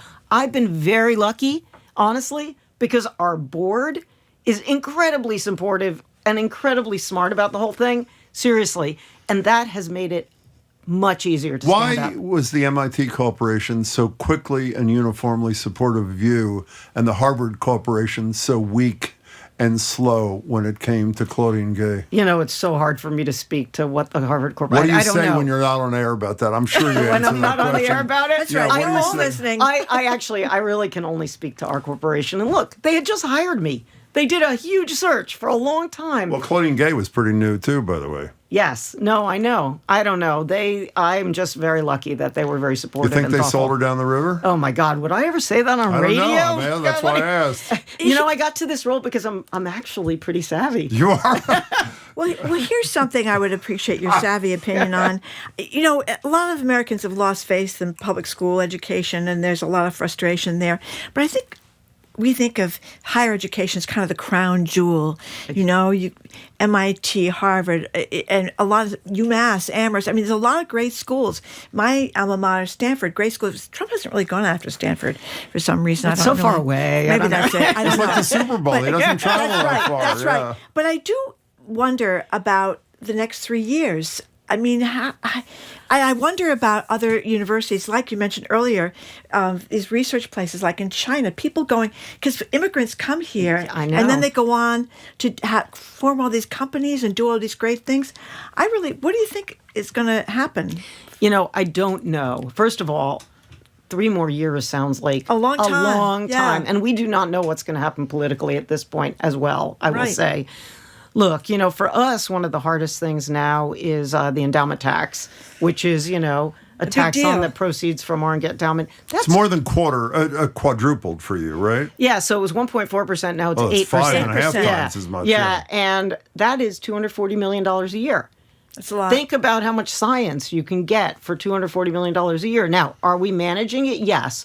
Are we still forging ahead on all of our exciting initiatives? Yes. But we've had to reconfigure things. We've had to merge things. And it's not the way we should be spending our time and money. Yeah. The thing, also, Lincoln Labs is part of MIT, and that's been tied with the defense industry for all these years. And I would think, Trump is really into the military. And we have a lot of funding from the U.S., DOW, I guess now, the DOW as well.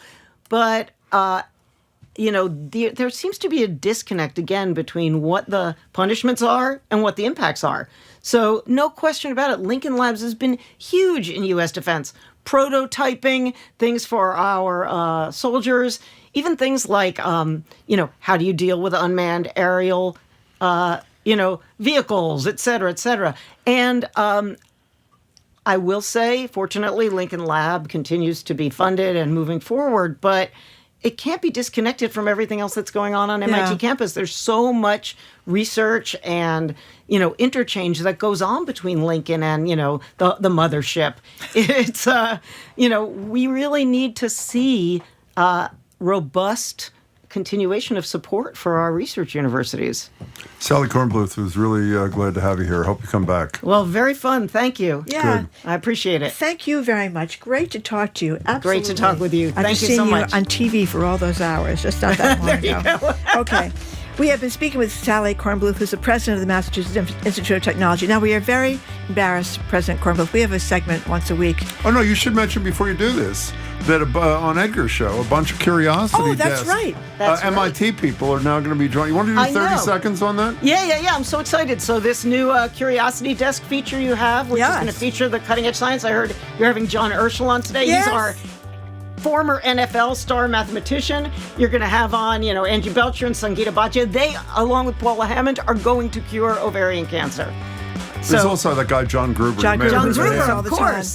John. Yeah, Our chair of econ. I'm wrong. I'm not Fantastic. going to be embarrassed because we're going to have Jared Bowen as the buffer. He's coming up after this quick break. He's going to talk about the staggering layoffs at the Museum of Fine Arts in Boston, raising questions about the organization's commitments to diversity, equity, and inclusion. I'm Marjorie Egan. He's Jim Browdy. This is 89.7 GBH, streaming at youtube.com/GBH News.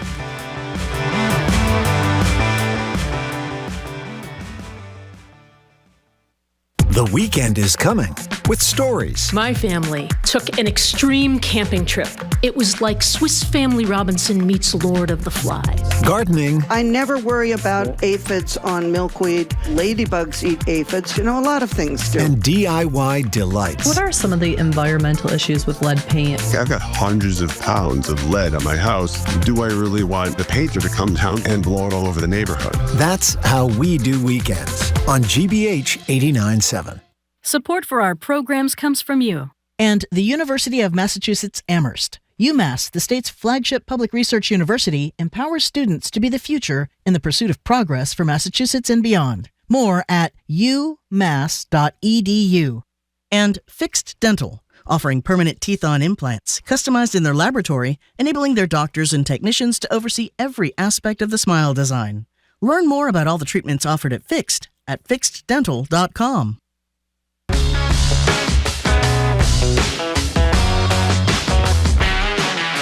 Welcome back to BPR. Jim Browdy and Marjorie Egan, streaming at youtube.com/GBH News. Now joined in Studio 3 by Jared Bowen, Executive Arts Editor for GBH, hosts The Culture Show, airing after our show, and the new Curiosity Desk right here on 89.7, streaming on YouTube at 2 o'clock each day. We should say, by the way, if people are wondering, we're on our new format, our 2-hour format. Jared's going to join us twice a week. And in addition to regular thing, a little less frequently for obvious reasons because of our schedule. And we're going to talk about one topic that matters a lot to all of us, and we're thrilled to be doing it. Hello, Jared. Hello.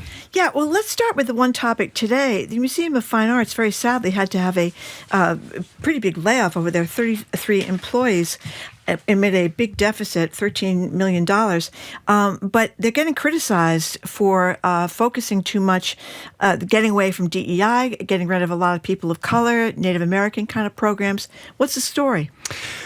Well, I can only tell you what I'm seeing from the outside. I can tell you more after Tuesday when Pierre Turjanian, the director of the MFA, will join us on the Culture Show. But what we're seeing at this point, the backdrop to this is, and we talked about this last week, that cultural organizations everywhere, GBH included, Metropolitan Opera 2 weeks ago, now the Museum of Fine Arts, are all having to cut back because they're finding deficits because they haven't had attendance come back and with the same numbers they had prior to COVID.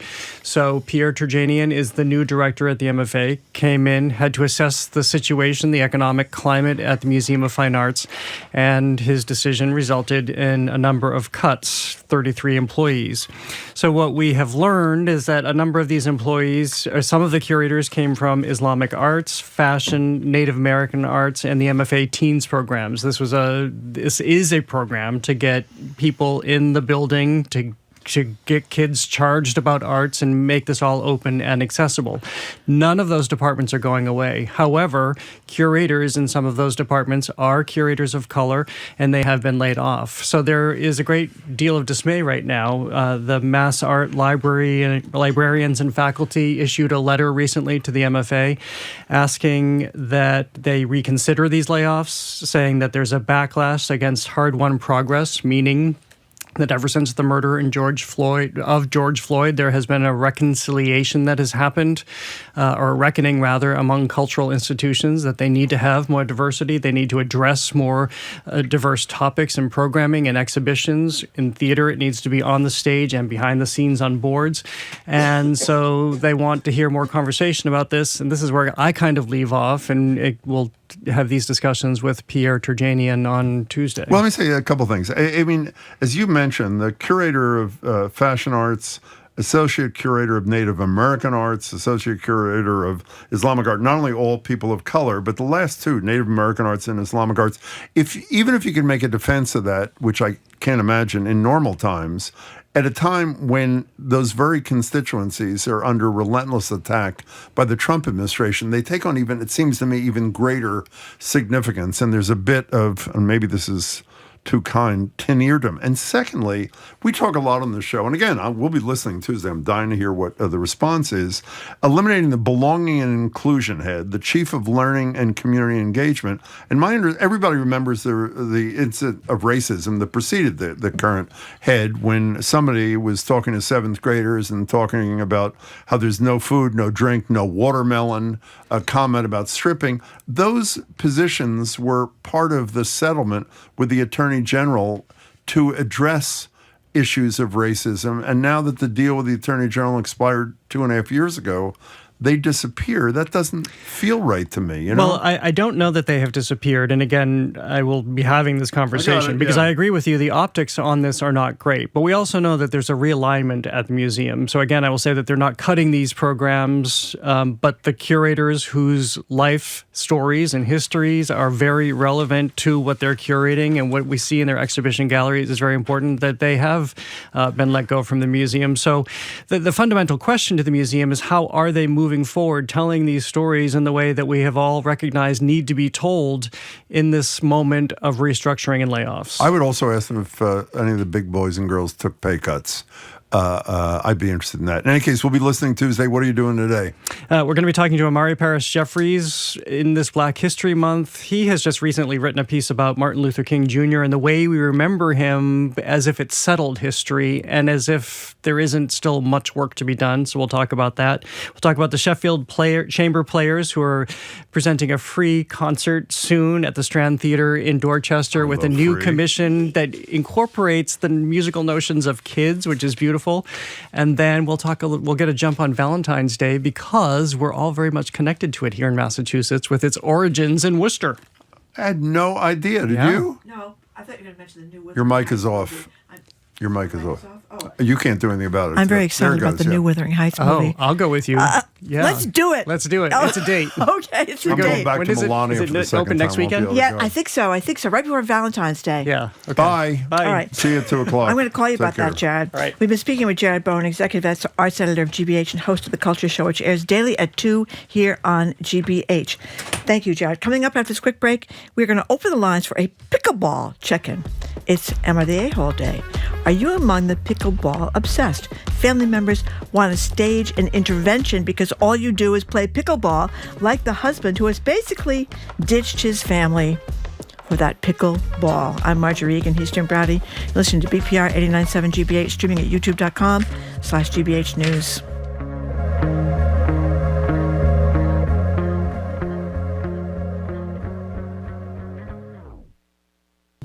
Organizers of this year's Winter Olympics pledged that these games would be more sustainable, but local environmental groups are concerned about the changes to the sensitive mountain ecosystem. Instead of Queen of the Dolomites, as Cortina likes to be known, why don't we call her the Queen of Cement? The environmental toll of artificial snow and new construction, on All Things Considered from NPR News. Today at 4, here on GBH News 89.7. Our programs are made possible thanks to you. And the Boston Philharmonic Orchestra. Benjamin Zander conducts Mozart's dramatic 20th Piano Concerto with acclaimed pianist Christian Bezuidenhout and Bruckner's majestic 7th Symphony at Symphony Hall February 13th at 8. bostonphil.org. And CrowdStreet, a platform providing individual investors direct access to private equity, private credit, and real estate. Learn more at crowdstreet.com.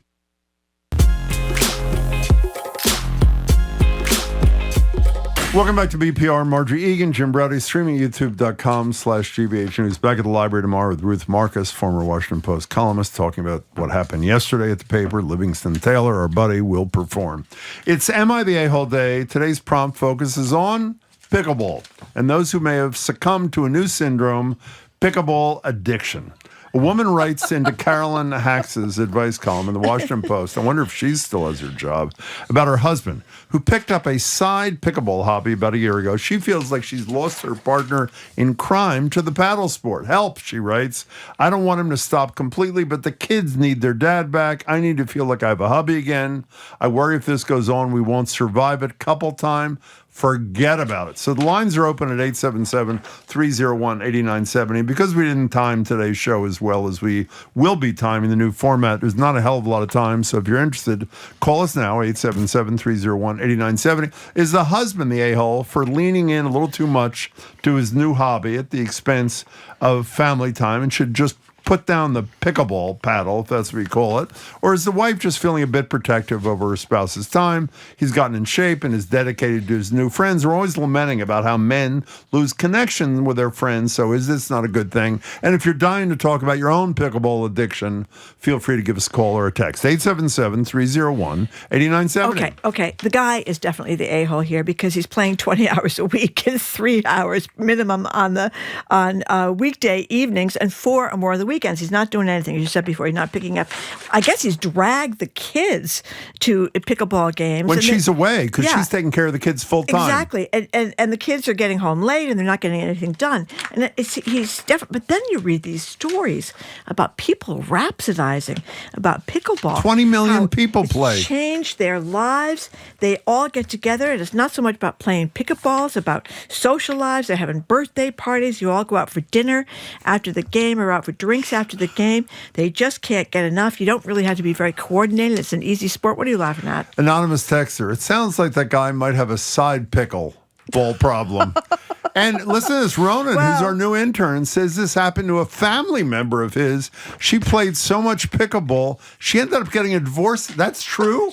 Because of pickleball? Divorce. Oh, my God. 877. She never came home. 301-8970. So if you're having a side pickle, give us a call or a text and let us know. Do you play pickle? You're very athletic. No, you play I don't pickleball? play pickleball. Do you play pickleball? Every afternoon, I try to get at least a couple of, what are they called, matches? Matches in. Games. Yeah. This guy says it's become a full-fledged, one of these pickleballer people says it's become a full-fledged community hub.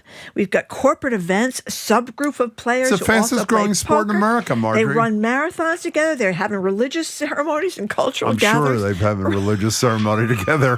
Believe me, the pickleball court is empty, but they did have a religious service, if you know what I mean. Okay, 877-301-8970. Yeah, that's what Who is Beverly the a-hole thinks. here? The pickleball playing spouse who essentially has left his wife alone to take care of the kids, not to mention other things, or the woman who is not understanding of the fact that guy's having a good time and getting in shape and, most importantly, making friends, which most men don't do. Okay, this is Beverly who says the real question is who is playing with that hot blonde or a brunette? They're Exactly. suspicious. That's, I think, And then Paul in Worcester says, the way some people are about pickleball is what people are in AA and Al-Anon call ism. If he's choosing pickleball over sitting on the couch, getting pickled, that could be a good thing.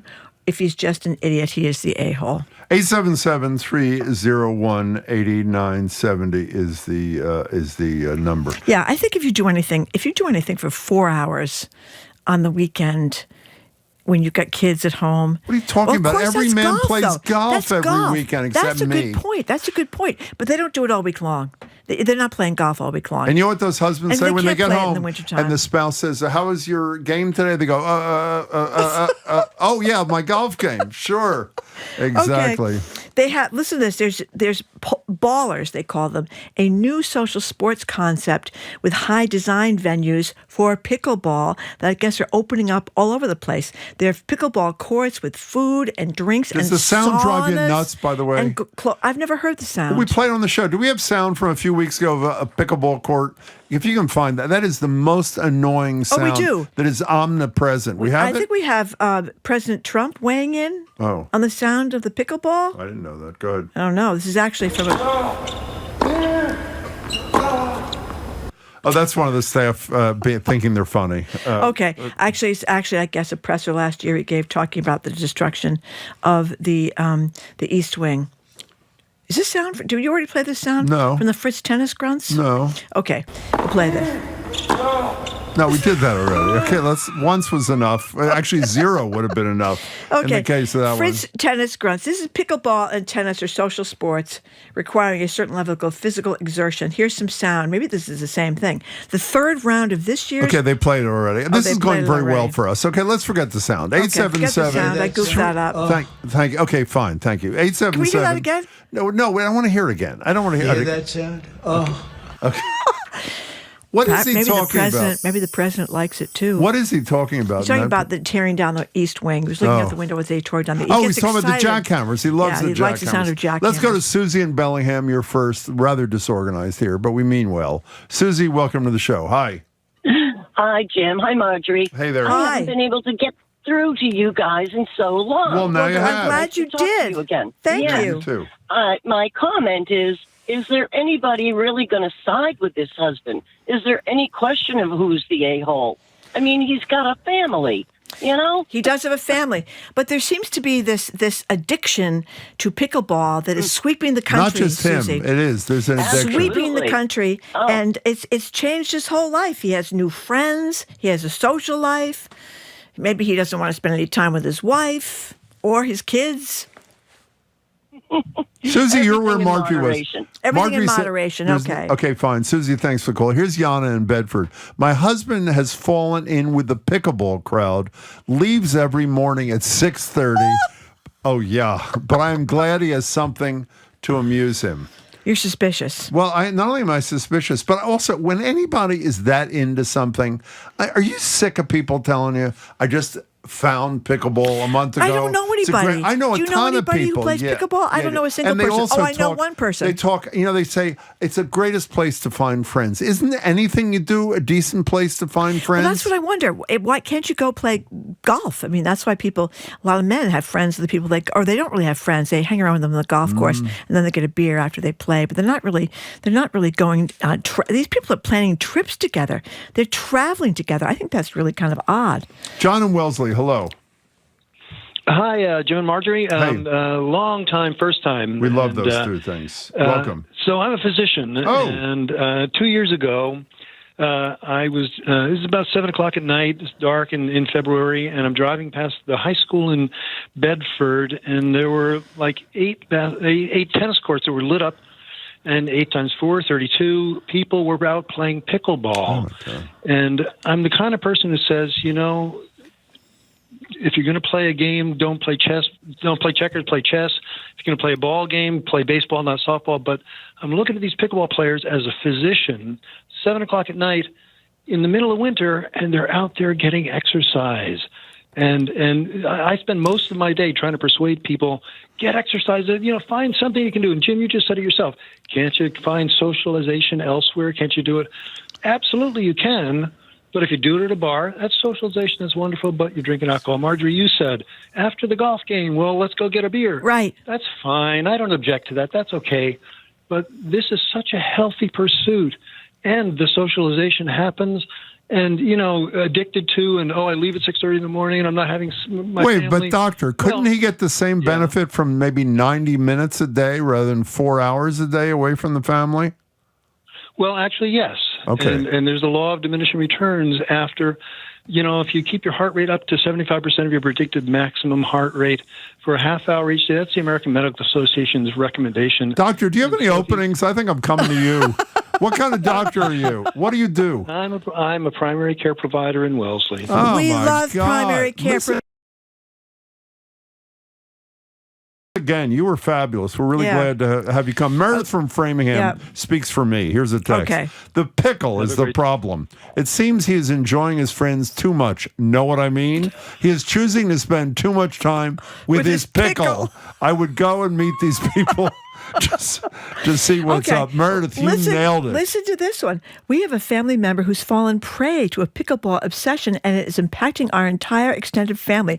My sister-in-law will spend anywhere from 4 to 8 hours a day playing during weekdays and weekends. This means my mother-in-law got stuck having to watch their 3 kids and drive them to sports all the time, which impacts the amount of time she could spend with our kids and the other 2 grandkids. Well, you left the other part out. What? They say in that text, 4 to 8 hours doing pickleball and 2 hours a day with his other family. That's because is anybody buying this 4 hour a day pickleball thing? It's ridiculous. Guys from Merrimack says, maybe I should get my Trump husband into pickleball and get him out of my house and stop watching Fox News. Lauren Hubbardson, hi. Hello. Hello. I feel that the pickleball thing has turned yesterday's golf widows now into pickleball widows. Totally agree. Yeah, I used to be a golf widow, and it wasn't a fun thing because I had to do absolutely everything myself. And so that's it. I feel like everything in moderation, including pickleball, yeah, it's wonderful, yeah, it's fun, but let's not forget you have a house and a home and a partner and everything else. And kids. Laura, thank you for an excellent call. We appreciate it. Maybe Trump should erect a pickleball court instead of a ballroom. He could lose his pretty big butt and offend the nation, too, is what the texter really says. And then here's someone who's positive about this. Oh, good. There is a crisis among young men. They need more sources for community.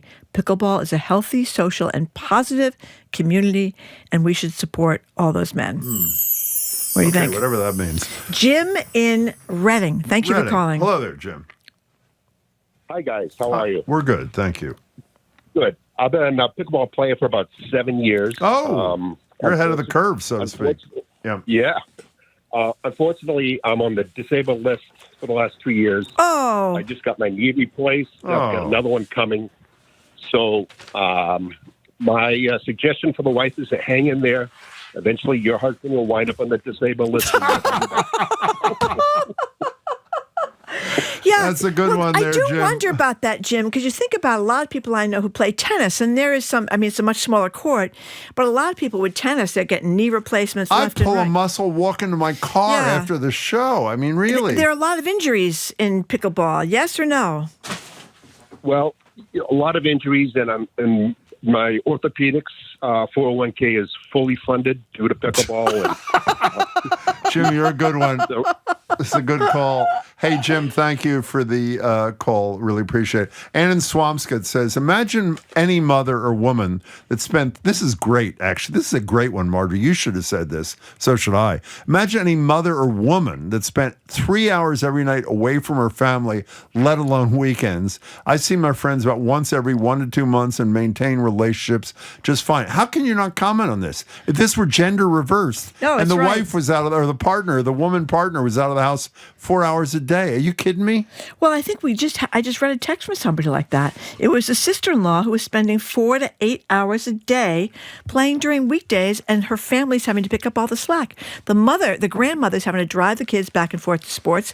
The other family doesn't get to see the grandmother because she's spending all the time with the kids of the mother who's the pickleball addict. And maybe we need an Al-Anon for pickleball. That's an excellent point. We have time for one more quick one. Where do you want us to go there? Where are we going? Anonymous texter says, I hear Harriet plays pickleball. Can we do one day? Madison and Clinton, you have 30 seconds. Take it away. Hi. Hi, I have a couple of questions. Quickly. Is she ever trying to join him to play pickleball? Apparently not. And then maybe... No. Okay. Actually, she went to the pickleball court one day, and he happened not to be there that particular day, if you know what I mean. Oh, okay. Go ahead, Madison. What's the second question? I'm kind of wondering, could she try to go with him in the car to go and see if he's actually going to be there? Oh, I like that. I like your style there. You're suspicious too, Madison. Thank You're not you the only one. Edgar Hurk III. He's a huge pickleball player. You're a big dancer. Sure. You're a huge pickleball. What kind of dances that you do? Lindy Hop. The Lindy Hop. The Lindy Hop. I see. Easy segue from Lindy Hop to pickleball court. Yeah, you can slide right out onto the pickleball court and dance your socks off. Oh, have you done it?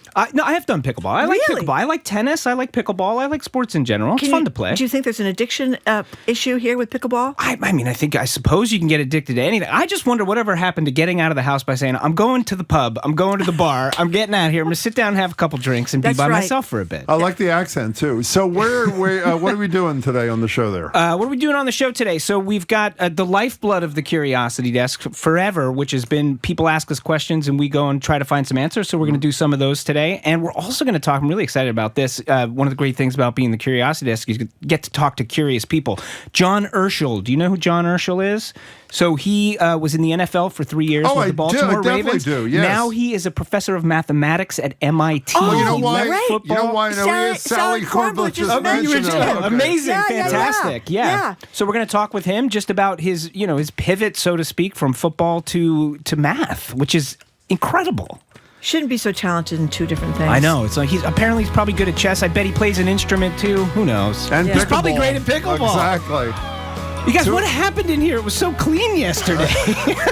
What are you talking about? Took us 4 days. I've been cleaning up all day. No, in folks, it looks anticipation. great in here. It looks Thank great you. in here. I'm going to get all my papers out of the way. Okay. Oh, you don't 2 leave. seconds. You stay. Yeah. That's right. Here's where you say goodbye. That's right. Oh, we are done. Okay, thank you for keeping up 24/7 wherever podcast. Check out our TikTok page at Boston Public Radio. Tomorrow, back at the Boston Public Library with former Washington Post columnist Ruth Marcus, going to talk about the bloodbath of the Washington Post for our press play segment. Plus, live music from Livingston Taylor and Massachusetts Convention Center Authority new boss, John Barros. Our crew, Zoe Matthews. He's not singing. Barros is not singing. Livingston Taylor is singing, correct? Didn't I say John Barros? Okay, I just want... No, you did, but you said music from whatever. Tell you, he's always correcting me. That was a joke. It was I think a very John poor Ersel's joke. playing music tomorrow. I heard for John you Barros too. got a great Yeah. voice. Okay, good. Okay, our crew is Zoe Matthews, Nicole Garcia, Hannah Loss, additional support from Ronan Keane. Brad Lewis ran our YouTube stream today. Our engineer is John LaClaw Parker. Our executive producer is Jane Bologna. The Curiosity Desk with Edgar B. Hurt III starts right after we are done here at 89.7 GBH. And the Culture Show with Jared Bowen starts at 2. He's going to talk with Imari Jeffries, President and CEO of Embrace Boston, and Everyone 250 co-chair about Black history in the Trump administration. You know, the guy can play ping pong at home, too. I just thought of that. Why didn't I say that earlier? He really wants a little exercise. Yeah, let him play a little ping pong every once in a while. I think people are suspicious about why he's playing Well, that's why the emailers were saying it's the pickle. That's really the issue. It's not the pickleball. I'm Marjorie Thank Regan. you. That's not necessary, but thank you very much. I'm Jim Browdy. Thank you for tuning in. See Hope you you can later. tune in tomorrow. Have a great afternoon. Edgar B. Hurt III starts right after we're done. Bye.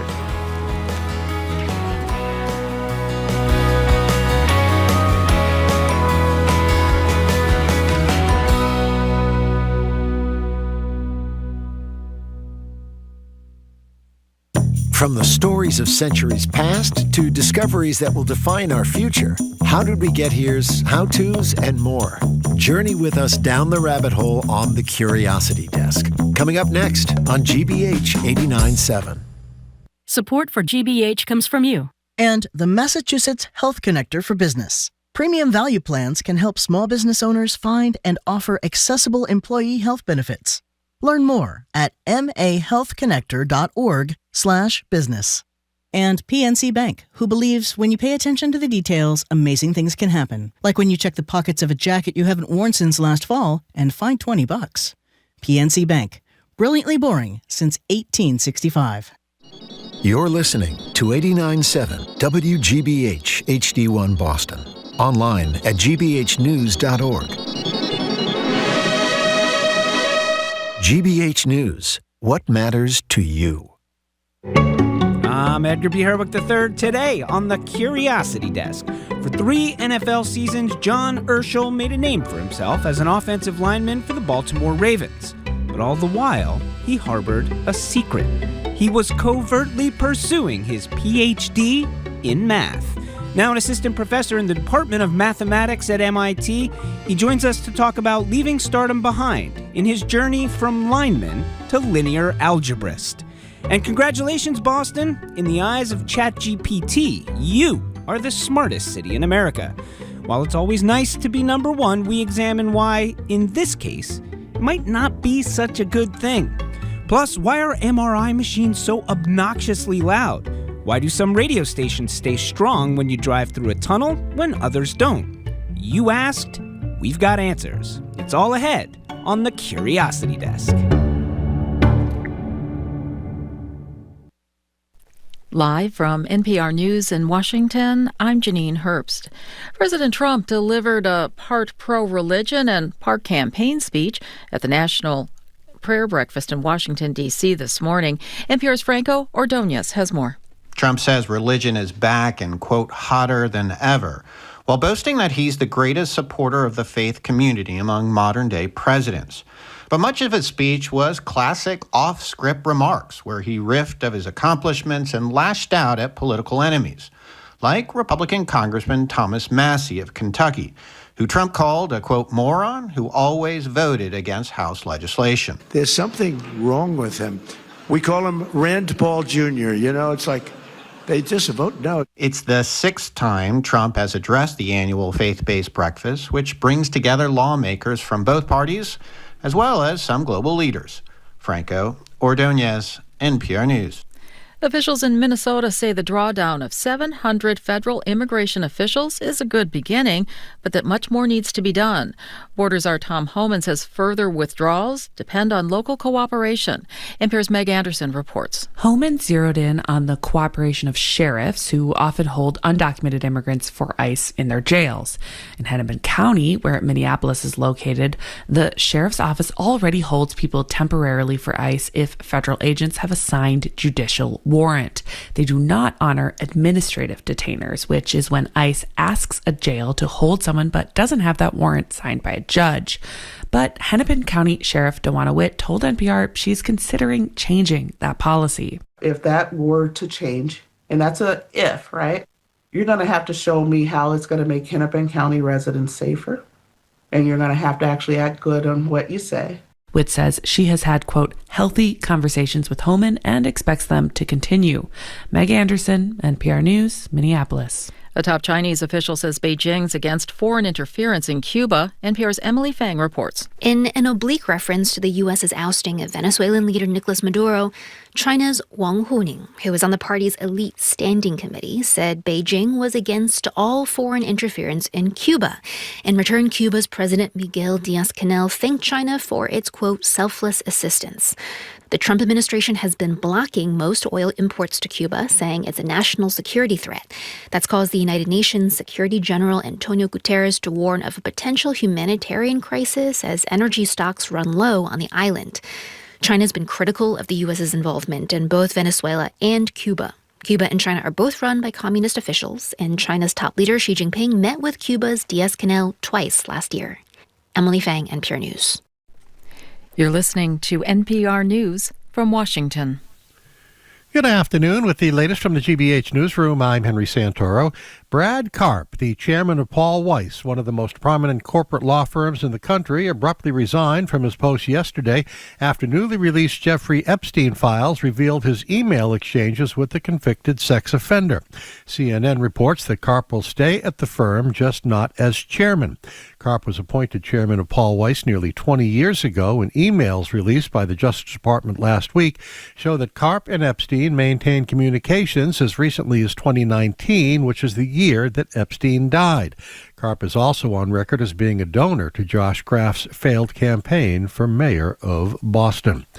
Meanwhile, Mariette DiChristina, the dean of Boston University's College of Communication, corresponded extensively with Jeffrey Epstein in 2014 and 2015. The Daily Free Press reports the two set up a one-on-one meeting, had phone dates, and DiChristina invited him to attend an editorial meeting for the Scientific American, where she worked as editor-in-chief. Emails were recently released by the Department of Justice and also included correspondence from 2010 that showed DiChristina on a guest list for a meeting on, quote, the islands, though it was not immediately clear what Epstein meant by islands. All of DiChristina's and Epstein's communication took place after he pleaded guilty to soliciting a minor for prostitution back in 2008 and registered as a sex offender. In the forecast, we are looking at a cold day today. Sunny low 30s. It's 30. Support for NPR comes from NPR stations. Other contributors include Progressive Insurance, home of the Name Your Price tool, so drivers can see coverage options at Progressive.com or 1-800-PROGRESSIVE. Price and coverage match limited by state law. And the listeners who support this NPR station.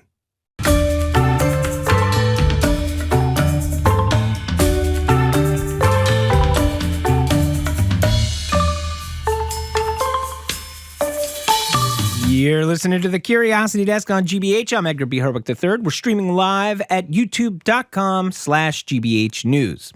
In our internet age, there is a lot of information out there, but there's just as much disinformation. So here at the Curiosity Desk, it's our goal to empower you to be a sharper, more savvy internet consumer. Here to help us in that quest is Joan Donovan. She's the founder of the Critical Internet Studies Institute and author of the book Meme Wars, The Untold Story of the Online Battles Upending Democracy in America. She also teaches at BU. Oh, and by the way, she helped to create the beaver emoji. Hi, Joan. Wicked excited to be here. All right, so today we're talking about a new tool that was built by an international team of researchers to explore what they call the Silicon Gaze. So it's a website you can go to. It's called inequalities.ai. And you can see how ChatGPT perceives different groups of people across the globe. Now, there's a lot to this, but one of the upshots, if you can call it that, is that in ChatGPT's eyes, Boston ranks as the, quote, smartest city in America. We're number one. We're number one. Could you believe it? So is it true? Are we the smartest city in America? We have a very, very high density of universities, which, house the learned. But I would say smartest, I don't even know if we could say it without calling it the smartest. Smartest city. So what is significant about this tool? And how does it, can we talk a little bit about, how it determines that, Boston is a quote-unquote smart city? It's an interesting experiment, and that's why I was very excited to come talk about it, because what it's doing is just polling the large language model to process all the data that's in that system and then come back with a kind of average and to rank it based on their training data. And so the way that the system's actually built isn't necessarily that ChatGPT has a point of view on the world, but rather the kinds of things that it has taken in order to make those rankings come from all over the internet, be it Reddit, Wikipedia, websites that rank different things like cool places to vacation. Sure. And so the design of the system itself comes from averages of all of this data that it's taken in across the internet. And so that when people are marketing things online, of course, it's great to say, come to Boston. We're one of the smartest cities in the world. And so that's how that kind of language gets analyzed and processed by the ChatGPT large language model. But ultimately, it's not as if you're getting a recommendation from, a bona fide outlet that, really has done any polling. Does it, to your point, as these models are kind of ingesting, so to speak, all of this data, are they able to distinguish among the data? Because as you say, one thing might be somebody's post on Reddit, and that's just kind of people saying, there are a bunch of smart people around here, right? Yeah. Another one might be, as you point out, from, I don't know, a travel site that's saying, the 10 smartest cities in America. But another one might They looked at something like, average test scores of graduates and types of jobs and sort of analyzed it in a real way and said, here are some ways that you might say this is a smart city. Does it distinguish among that, or is it just each one is a data point? Each one is a data point. And this is where we get into problems where if you ask it for anything that's happening in the moment, like breaking news, it's really just going to give you a smattering of what's out there already packaged and summarized. And so, no, it doesn't. None of these large language models, be it ChatGPT, Grok, Claude, none of them can tell a truth from a lie, right? They're dealing with everything that is ostensibly opinion. And what we know about how these models are poisoned, which means that data is put around the internet for these large language models to pick up, we do know that lots and lots of publicity and advertising folks go out there and lace Reddit and Wikipedia and Google search with these kind of statements that pronounce them as the number one cell phone company or the best computer on the market. The world's best hamburger. Right? Yeah. Famous roast beef, right? Here in Massachusetts. Speaking with Joan Donovan, she's the founder of the Critical Internet Studies Institute. We're talking about inequalities AI. I want to play a clip right now. Our team was able to get in touch with the designers of this program. This is Mark Graham from Oxford, and he's talking a little bit about why they decided to put this together. And I think part of the reason why we're doing this again is just to make sure that, or to really try and move away or help other people move away from this idea that large language models are objective and quote unquote truthful. And so, when people are developing relationships with large language models, using them for therapy or relationship advice or whatever it might be, we need to treat the system a bit less like this sort of digital god that knows everything and a bit more like a racist uncle that has opinions and biases. So, is this project the first time that we have this kind of nuanced way to really analyze the various biases that are baked into something like ChatGPT? There's quite a long history of social scientists looking at how bias happens in search engines. For instance, there's a great book out there called Algorithms of Oppression by Sophia Noble that basically shows you how Google search has been manipulated by advertisers over time in order to give their products higher rankings. And so computer science as a field is also usually one where you would troubleshoot, and that is considered part of the academic research. The problem ostensibly is that these companies are putting these things out into the wild. They're integrating them into everything that we're dealing with now. When you go on Google, you get half a page of information, but you don't know where it's come from. Yeah. And none of these companies are doing the kind of auditing that academics do. So what's nice about having this outside independent site like inequalities.ai is that none of them are trying to spin it as if, the market share is going to go down if the public figures out that the large language model is just average talk on Wikipedia, Reddit, and other message boards. Which is social media, and you're saying that's essentially what it is. Like, it's just a collection of all of that stuff. Yeah, and what's interesting about the racist uncle comment here is that if you look at a large language model, very different from ChatGPT is Grok, and Grok had a very bad year last year, especially around Musk wanting. Musk is Elon Musk. Elon Musk wanted. Yeah. The owner of Grok. Yeah, and he's very involved in the development of this AI. And so when his political interests shifted into white genocide in South Africa, the Grok AI, anything people asked it for about a day, about a couple hours one day was, if you asked it, what's the best way to make, let's say, what's the best sports team or something? It would give you an answer, but then it would say something about white genocide. It made absolutely no sense. What is George Washington's birthday? And it's telling you about white genocide. And it turns out that when you try to augment these systems and mess with them, they're actually very delicate. And so what Musk had to do was, instead of drawing data from Wikipedia, he built his own Grokopedia.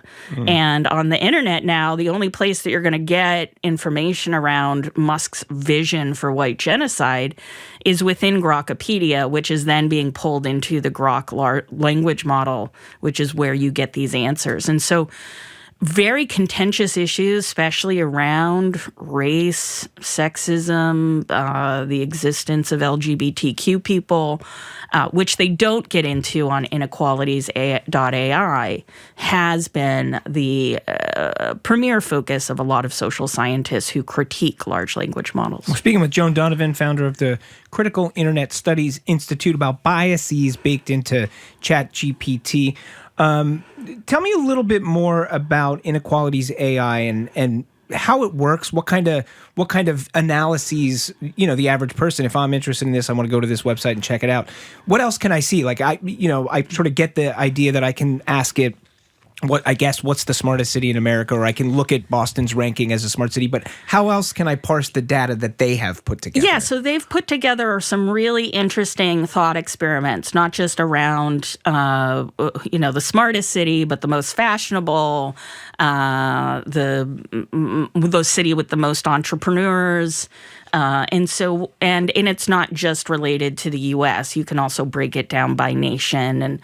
And I think what the makers of this website were really trying to do is put out there that really anyone can look across these large language models and start to deduce that the rankings that it's putting together are not necessarily based in any ground truth or research, but are really the average of everything that's in the training data. But it is kind of interesting to look at it and say, what's the city with the most entrepreneurs? Like if you're a young person, you're interested in starting a business, this might be useful data to you. But ultimately, I wouldn't.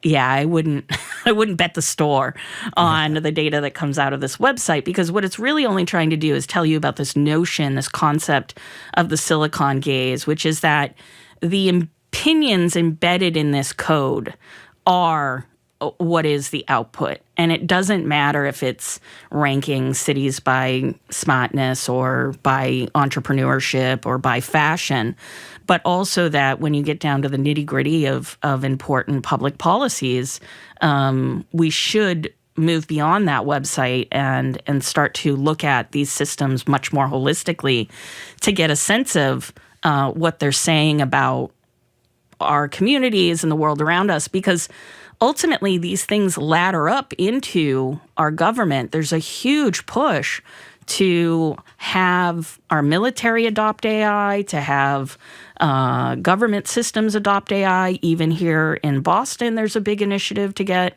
the city utilizing AI.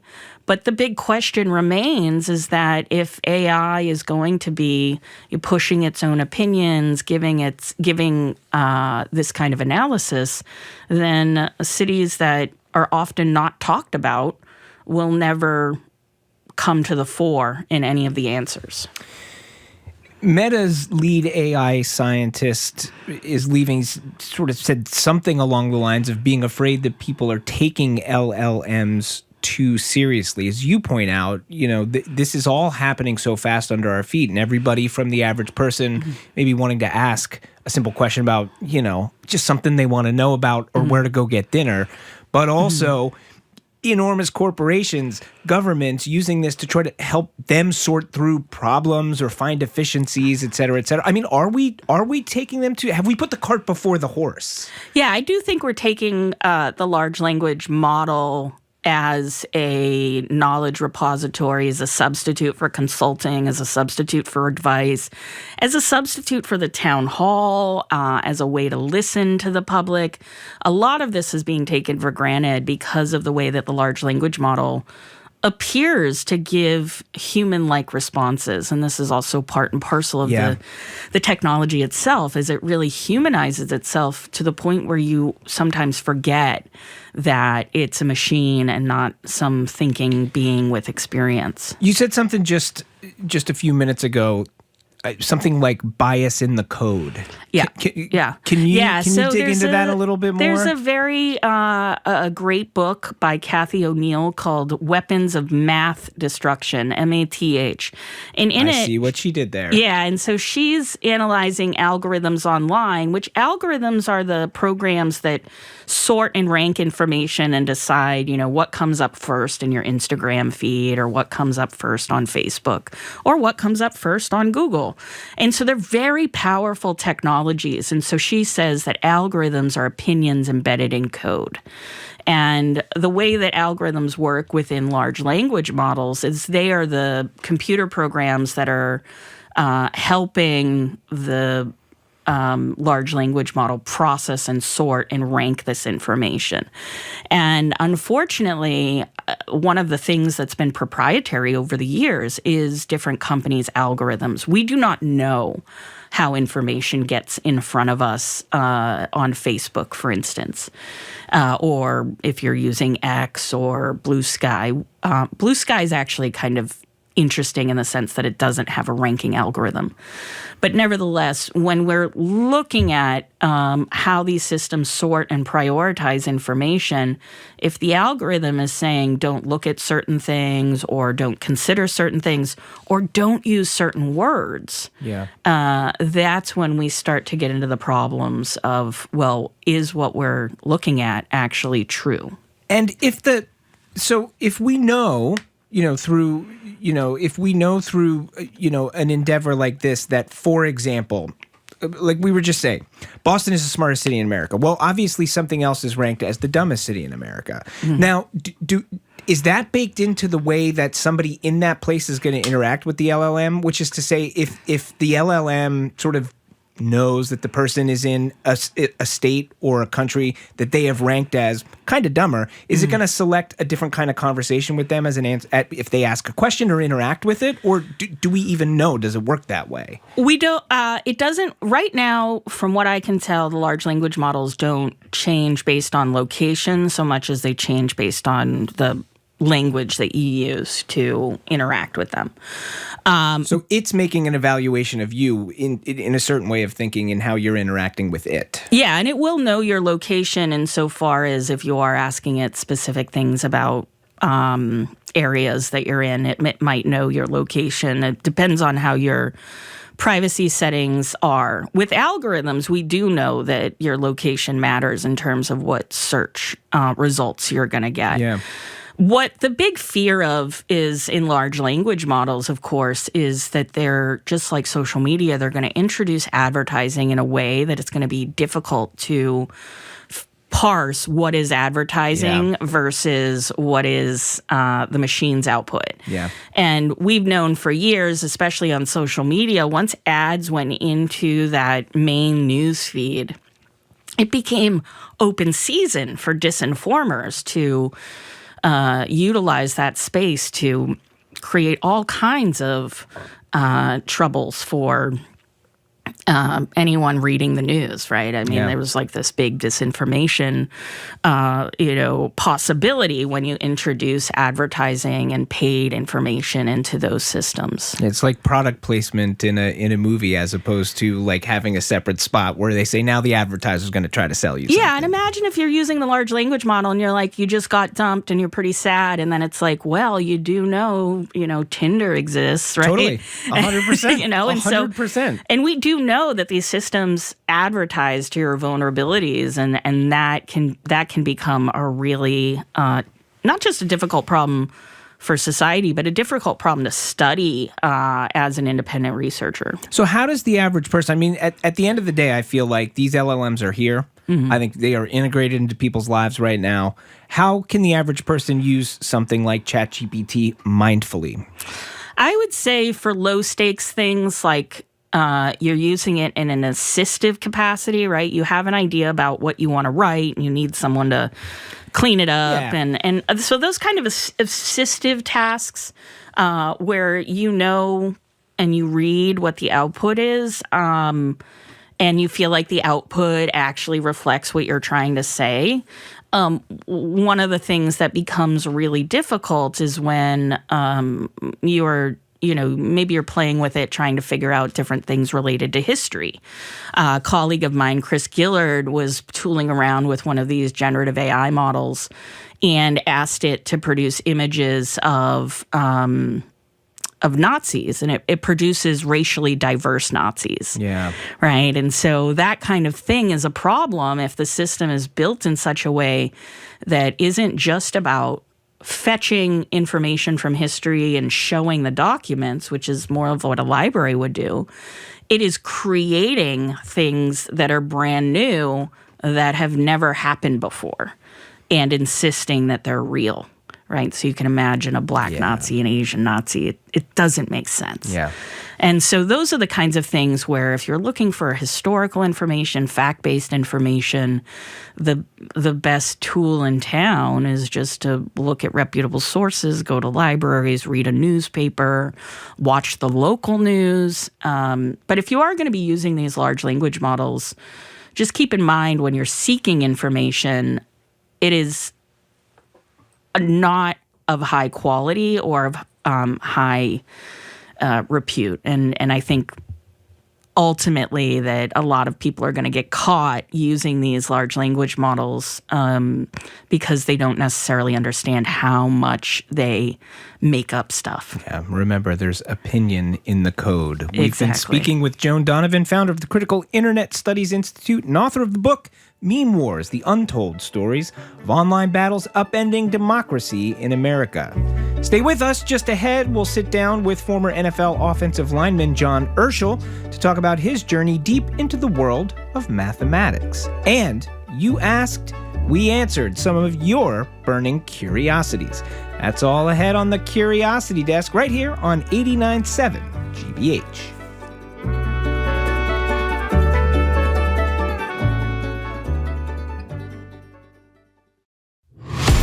This Sunday, the New England Patriots are chasing their record-breaking 7th championship. And GBH News' Esteban Bustillos is on the ground with live scenes, fan perspectives, and game day reporting from Santa Clara. Keep up with the latest as the New England Patriots rematch the Seattle Seahawks on gbhnews.org, the GBH News app, the GBH Daily Newsletter, and always here on GBH 89.7. Support for our programs comes from you. And Johnson & Wales University, offering 3-year bachelor's degrees that combine academics with career preparation, helping students enter their professional fields sooner. Learn more at jwu.edu. And the Delaney at the Vale, a luxury senior living rental community for adults 62 plus, committed to providing residents a lifestyle shaped by choice and connection, allowing for a personalized retirement experience. DelaneyAtTheVale.com.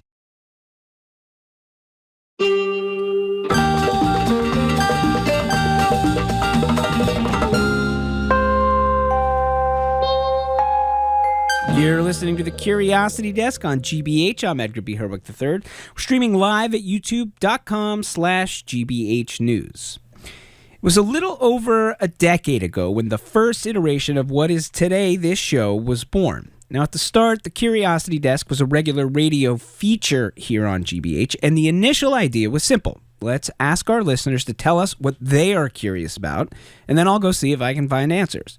Over the years, whether it's been television segments, live events, or our YouTube series, your questions have been a constant source of ideas and, frankly, inspiration.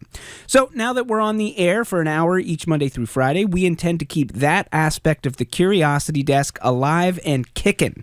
That means we want to hear from you. The best way is to submit your question at our handy-dandy form on the Curiosity Desk page on gbhnews.org. As for right now, we've selected a few questions that have recently come our way that really caught our eye, and our plucky band of curiosity seekers, aka the incredible team behind this show, have been hard at work tracking down some answers for us. Our senior producer, Aidan Connolly, is with me now to share a little bit about what we've learned. Hey, Aidan. Good afternoon, Edgar. Good afternoon. Let's jump right into it. Our first question comes from Jordan in East Boston, who asks, why do some radio stations work in tunnels when others do not? This is a great question for this area. Obviously, we are not short on tunnels here in the Boston metro area. So what do we got? Yeah, so radio signals, they cut in and out of tunnels primarily because there's really thick concrete and steel and earth surrounding the structure. So the tunnel kind of acts as... Which is good for safety inside of the tunnel. It's good that there's a lot around you so that you're safe in the tunnel. Absolutely, and certain things sometimes don't get through. It's kind of like are you familiar with the concept of a Faraday cage? A Faraday cage. A Faraday yes, like, I mean, cage. You've been at the Museum of Science. It kind of looks like a bird cage. There's somebody standing in the middle, and it shocks the electricity, and the electricity goes down the edges of the cage. Yes, but the person in the center is totally fine. So in this case, the person in the middle is... You in your car. Exactly, you in your car. And so stopping the waves from reaching your car antenna, there is a solution in some cases. Some tunnels have this technology that allows you to hear inside them. They build a small cable along the length of the tunnel. That's to allow radio signals to leak in and out. Somebody you and I know pretty well, Chris Kelly, broadcast engineer at GBH. To get a little more insight on this, here's what he had to say. Radio waves, much like light waves, can go through things. They can bounce off of things. So they'll bounce off of buildings, they'll bounce off the ground. But every time there's a bounce or it goes through something, it'll degrade and degrade and lessen and lessen. So, you may be driving through the tunnel, hearing us, hearing someone else, sounds just fine, and then it, goes into static. And that's just a matter of it ran out of bounces. Ran out of bounces. And so in some cases, radio signals are coming from different transmitters, right? Sure. And so there might be one transmitter that just happens, the signal is bouncing into the tunnel, and it just bounces and it makes its way to your car. It's a physical thing. So we're really just talking about the angle at which it's entering the tunnel, say, based on where the transmitter is, for example. Yeah, electromagnetic waves. It's the same with the light that's coming from the sun. It's the original source. And so if there's one that's perpendicular to the tunnel, it might have a harder time getting in. And then, of course, fun fact question for you. Oh. Do you know, Edgar, you know where the GBH, where our signal comes off of? I do. Where's our transmitter? I do know where our signal comes off of, and it's related to why we are called GBH, right? I know a lot of people like to say maybe it's God Bless Harvard. That's the one I've heard most. But GBH stands for Great Blue Hill, which is where our transmitter is. In Milton, Massachusetts. Shout out Milton. And if you ever go to Great Blue Hill and you see there's somebody sort of dangling from the top of the tower with a hat on, a construction hat on, that just might be our friend Chris Kelly. So fantastic fella. Shout out Chris. Thank you so much. All right, next up, we've got a question from Alan M. We don't know where Alan is from, and that's fine. You got to tell us where you're from. But Alan M. asks, why are MRI machines so noisy? Yeah, great question. It is a great question. And I think before we start to answer this question, it would be helpful to sort of set the scene of how noisy an MRI exactly is. This is it right here. We're hearing it now. It's very calming, isn't it? It's like listening to like waves lapping at an ocean. You can really fall asleep clearly to it. Decide, if you're having an MRI, you're likely in a little bit of an anxious state. So it's clearly designed to put you at ease, to make you feel even worse. But yeah, so it's a great question from Alan M. And the short answer, MRIs, they use these coils called gradient coils. What they're doing, they're tweaking the magnetic field really quickly so that the machine can figure out where the signals are coming from inside your body. The coils turn on and off about 1,000 times per second or thousands of times per second. So when the electric current hits them, they experience what's called Lorentz force. Lorentz force. Yep, very I assume official. There was a scientist whose last name probably was Lorentz who first described this force. Jim Lorentz. That's a question for another time. Those forces make the coils vibrate. Our team talked with Bruce Rosen, who is a director of the Martineau Center for Biomedical Imaging at Mass General. Here's what Bruce had to say. If you think about how a loudspeaker works, it has a big magnet, and then it has electromagnets that you put your signal in, and that those two magnets interact, and they kind of move back and forth, and that's how a speaker generates the sound that we hear. When we have an MRI system, we have to have this coil that produces the images inside the big magnet. But then what we've really created is like a giant loudspeaker. And so the reason you're getting those sort of different sounds, like we heard one was like, we're not going to play it again, don't worry. But the reason why you get the different sounds is because they're taking different kinds of pictures. There it is. Okay. Yeah. And by we're not going to play it again, we mean, can you turn it up, please? Thanks, Let's Alan. hear it again. Thanks, Alan, for your question. Great question. Great question. All right, one final question before I let you go. This one comes from Sarah in Arlington. This is a multi-pronged question, which we love. Sarah asks, what are compostable, quote-unquote, plastic bags made of? Do they completely break down like paper or plant matter, or do they leave environmentally problematic microparticles like petroleum-based plastics? Yeah, great question, Sarah. So it's one of those questions where the answer really is... It depends. It depends, yeah. So most certified compostable bags are made from plant starches, biopolymers like PLA or starch blends, and they're designed for organic waste. So under the right conditions, they should fully break down into three things: water, carbon dioxide, and biomass in the span of 12 weeks. 12 weeks? 12 weeks means that it's certified compostable. Interesting. But of course, that can be misleading. Not all eco labels are created equal. We have some sound from Meg Sobkowitz. She's a professor of plastics engineering at the University of UMass Lowell. I think the word degradable is tricky because it doesn't quite mean anything. Really, really be aware that biodegradation has to specify a location and a time frame. Because in theory, if you wait long enough, lots of things are biodegradable, like maybe hundreds of years or something, right? So, and that's not really what consumers are looking for. They're looking for that truly compostable process where there's a defined amount of time and a defined location. If you see something that says home compostable, that means you can put it in your backyard compost pile. If it just says compostable, it usually needs to be put in an industrial composting facility. They use extremely high heat to break down the bag, so not as practical in your everyday backyard. Another good thing to know is a label when it says bio-based.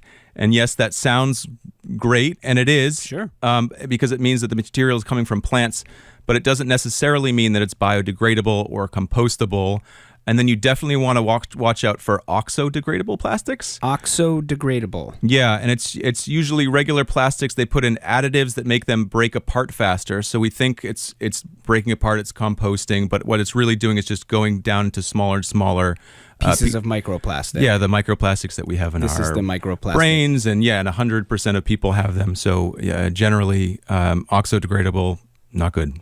So it sounds like what I'm hearing here is, and I think this is oftentimes just generally good advice when it comes to compostable bags, read the fine print. Yeah. You want to look for certified compostable labels. You want to know if they're expecting you can compost at home or if you need to bring it to a facility.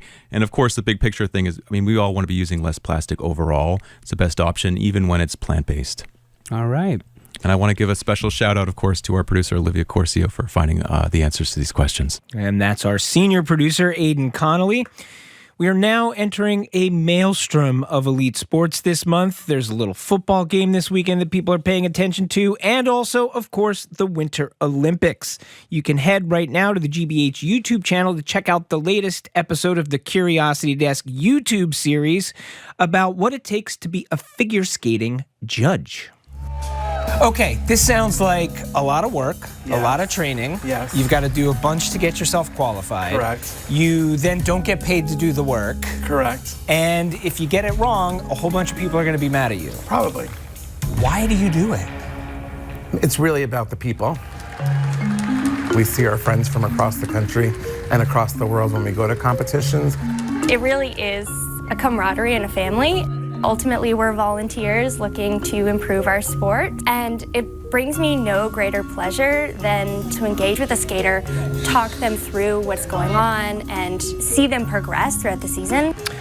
You can also catch a glimpse of yours truly attempting to figure skate as part of that episode, which I promise you is not an entirely pretty picture. That's the Curiosity Desk on the GBH YouTube channel. And be sure to listen next week on the show when we'll hear from a figure skating judge, Ann Favre, who is still influencing the sport at, wait for it, 103 years old.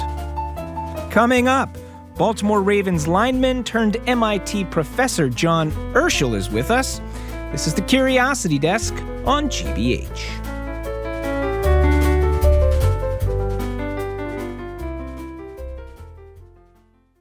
The joy of giving is a year-round endeavor, and a GBH gift membership is a perfect gift for any occasion. Unlock thousands of hours of PBS shows with GBH Passport, from Ken Burns to Rick Steves and so much more. You'll also unlock exclusive savings from New England businesses and access discounts on GBH events. And the best part? This gift lasts for a whole year. Now that's going above and beyond. For more information, visit gbh.org/gift membership. Support for GBH comes from you. And CrowdStreet, a platform providing individual investors direct access to private equity, private credit, and real estate. Learn more at crowdstreet.com. And Babson College, where you can advance your career with an MBA or specialized master's at the school ranked number 2 best college in the United States by the Wall Street Journal 2025. Babson.edu/grad programs.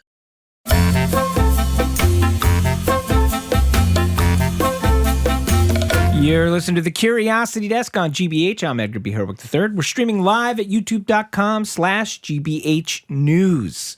Now, one of the best parts of hosting a show called the Curiosity Desk is you get to meet some of the most interesting, straight-up curious people that are out there, and few fit that bill quite as neatly as the person sitting across from me right now in Studio 3, John Ersel.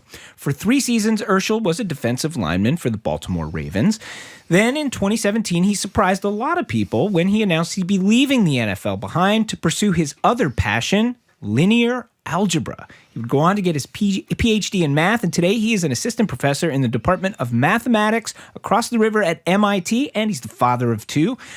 With the Super Bowl just a couple of days away, we thought the timing couldn't be more perfect to invite him in, and thankfully he has joined us. John Ersel, thanks for being with us here on the Curiosity Desk. Thank you for having me. I appreciate it. So I do have to ask you, with the Super Bowl coming up, do you get the tingle a little bit, or do you follow it, and are you like, man? I mean, you had a playoff run with the ball. I think you in my first year. So you lost to the Patriots, right? In the do not remind me. So the thing I will remember is we went to Pittsburgh. Yeah. Wild card game, beat them.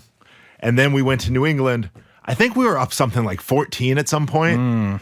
And then Belichick starts doing some craziness. Some Belichick stuff. And then, something horrible happens and we end up losing. What can you do? Yeah. But do you, I mean, this time of year, do you watch, do you pay attention? Do you feel the urge to be back there? Or I try to follow. Yeah. I mean, so like a lot of my friends actually coach in college. So I follow college pretty closely. My best friend from college is now the offensive coordinator for Virginia Tech. Oh, amazing. So I watch college a lot. Pro, I'm so busy. I'm already watching some stuff on Saturday. Like you say, two small kids. I'm like kid wrangling is what I'm doing. But I'm definitely going to try to watch this weekend. Cool.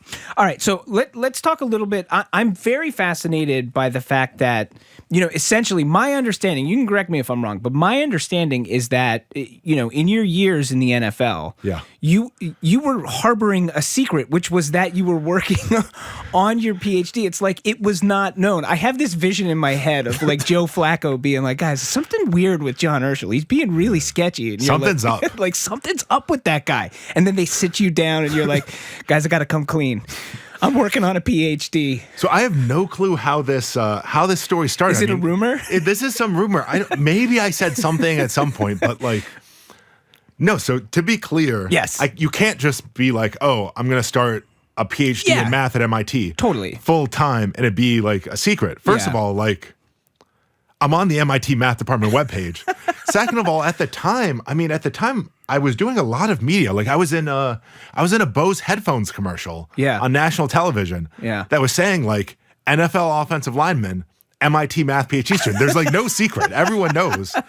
And and I even asked the Ravens for permission before I started. Like, you have to ask permission. So I sort of, I text Harbaugh, I say, hey, I want to go back and get my degree. He says, of course, we support that.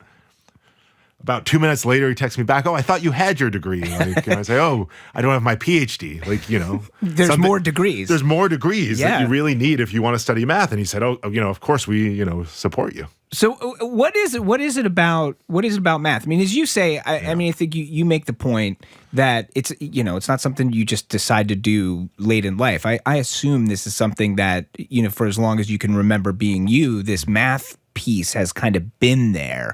What is the thing? Well, I mean, you can. Like, I want to let you know, it's not too late for you. If you want a career change, sure? Like, you can just start doing math and like, you can embrace the joy of math. It's not too late. It's amazing. It's not too late for you to become a host of a show. So we can swap. That's possible. We'll take a look at that. I think I'm going to stick with math, though. Okay. Tell me why. Well, tell me why. Yes. So for me, ever since I was a little kid, at least this is what my mom tells me. Like, at some point you're too little to You're like, I'm smart, but I don't remember being 1 year old. Exactly. I don't remember what it was like to be one, but my mom claims I always loved puzzles. I always loved quantitative games. Yeah. I always loved problem solving.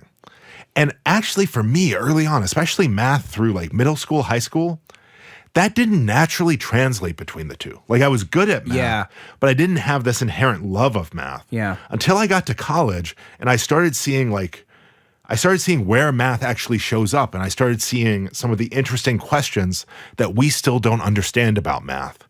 And then it just feels like a puzzle. Yeah. Just like when you're a kid, you're doing a Sudoku puzzle.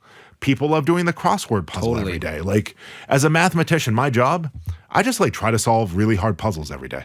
Is there like a particular moment where you remember that clicking for you, where you were like, oh, wait a minute, math isn't necessarily just this thing that I'm doing in school. Math is this other thing.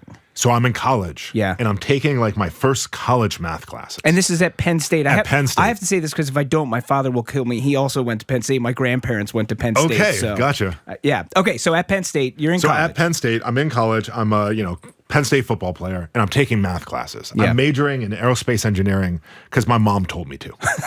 She says, you're good at math, you're good at physics. You're good at puzzles. You need to How be a about rocket aerospace? scientist. Yeah, and I there say, you go. okay, I'm going to be a rocket scientist. So then I start taking these math classes, and all of a sudden I just start falling in love with math because it's not viewed as like, we're just going to do this procedure and memorize this thing. It's about understanding why, about understanding the structure of things, about sort of fitting pieces of a puzzle together. And that really spoke to like my joy of puzzles and problem solving from even when I was a little kid. We're talking with former NFL lineman turned MIT mathematician John Ersel. So can you explain to me, understanding, I know you say it's not too late for me, but It's not too late. I'm not a math genius. I'm pretty decent at math, but can you explain the kind of math you do? I'm fascinated by, and I have some friends who are in like kind of in math in the way that you're in math. Yeah. And it seems so abstract and in the brain and like very theoretical. What is the math that you are doing now? How do you like work on the math? All right, let's try to get our hands on Let's get it. Let's go. So the math I do, broadly speaking, is something called linear algebra. Yes. So if you know the name Gil Strang, maybe you do, maybe you don't. Okay. Famous MIT math professor, taught linear algebra to a generation. Gil Strang, former hero. Okay. He's recently retired. What is linear algebra? You should think linear algebra is about the study of things like lines and planes and flat things. Okay. So let me motivate this for you. Here we go. Let's suppose, maybe you took calculus in high school or college. Like what happens in calculus when you like want the derivative of something? Or, in physics where something's moving and you want to know the rate of change. Yeah. You look at some curve. Yep. And the derivative is just the slope of a straight line that touches that curve. Right.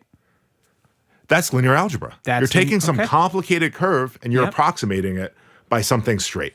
And the whole idea of linear algebra is lots of things in physics and engineering and science are these like complicated things. Yeah. And it becomes so much cleaner when we approximate them by something linear, like a line or a plane. And that allows us to get our hands on something. So that's one side of linear algebra. Okay.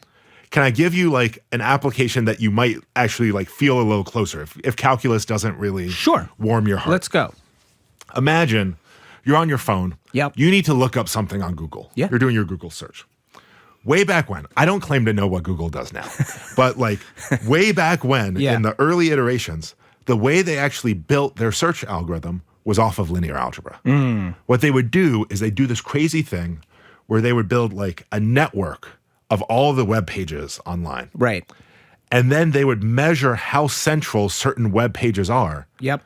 Just using linear algebra. Huh. The idea is they'd like write down information about these web pages like in an Excel spreadsheet almost. Yeah.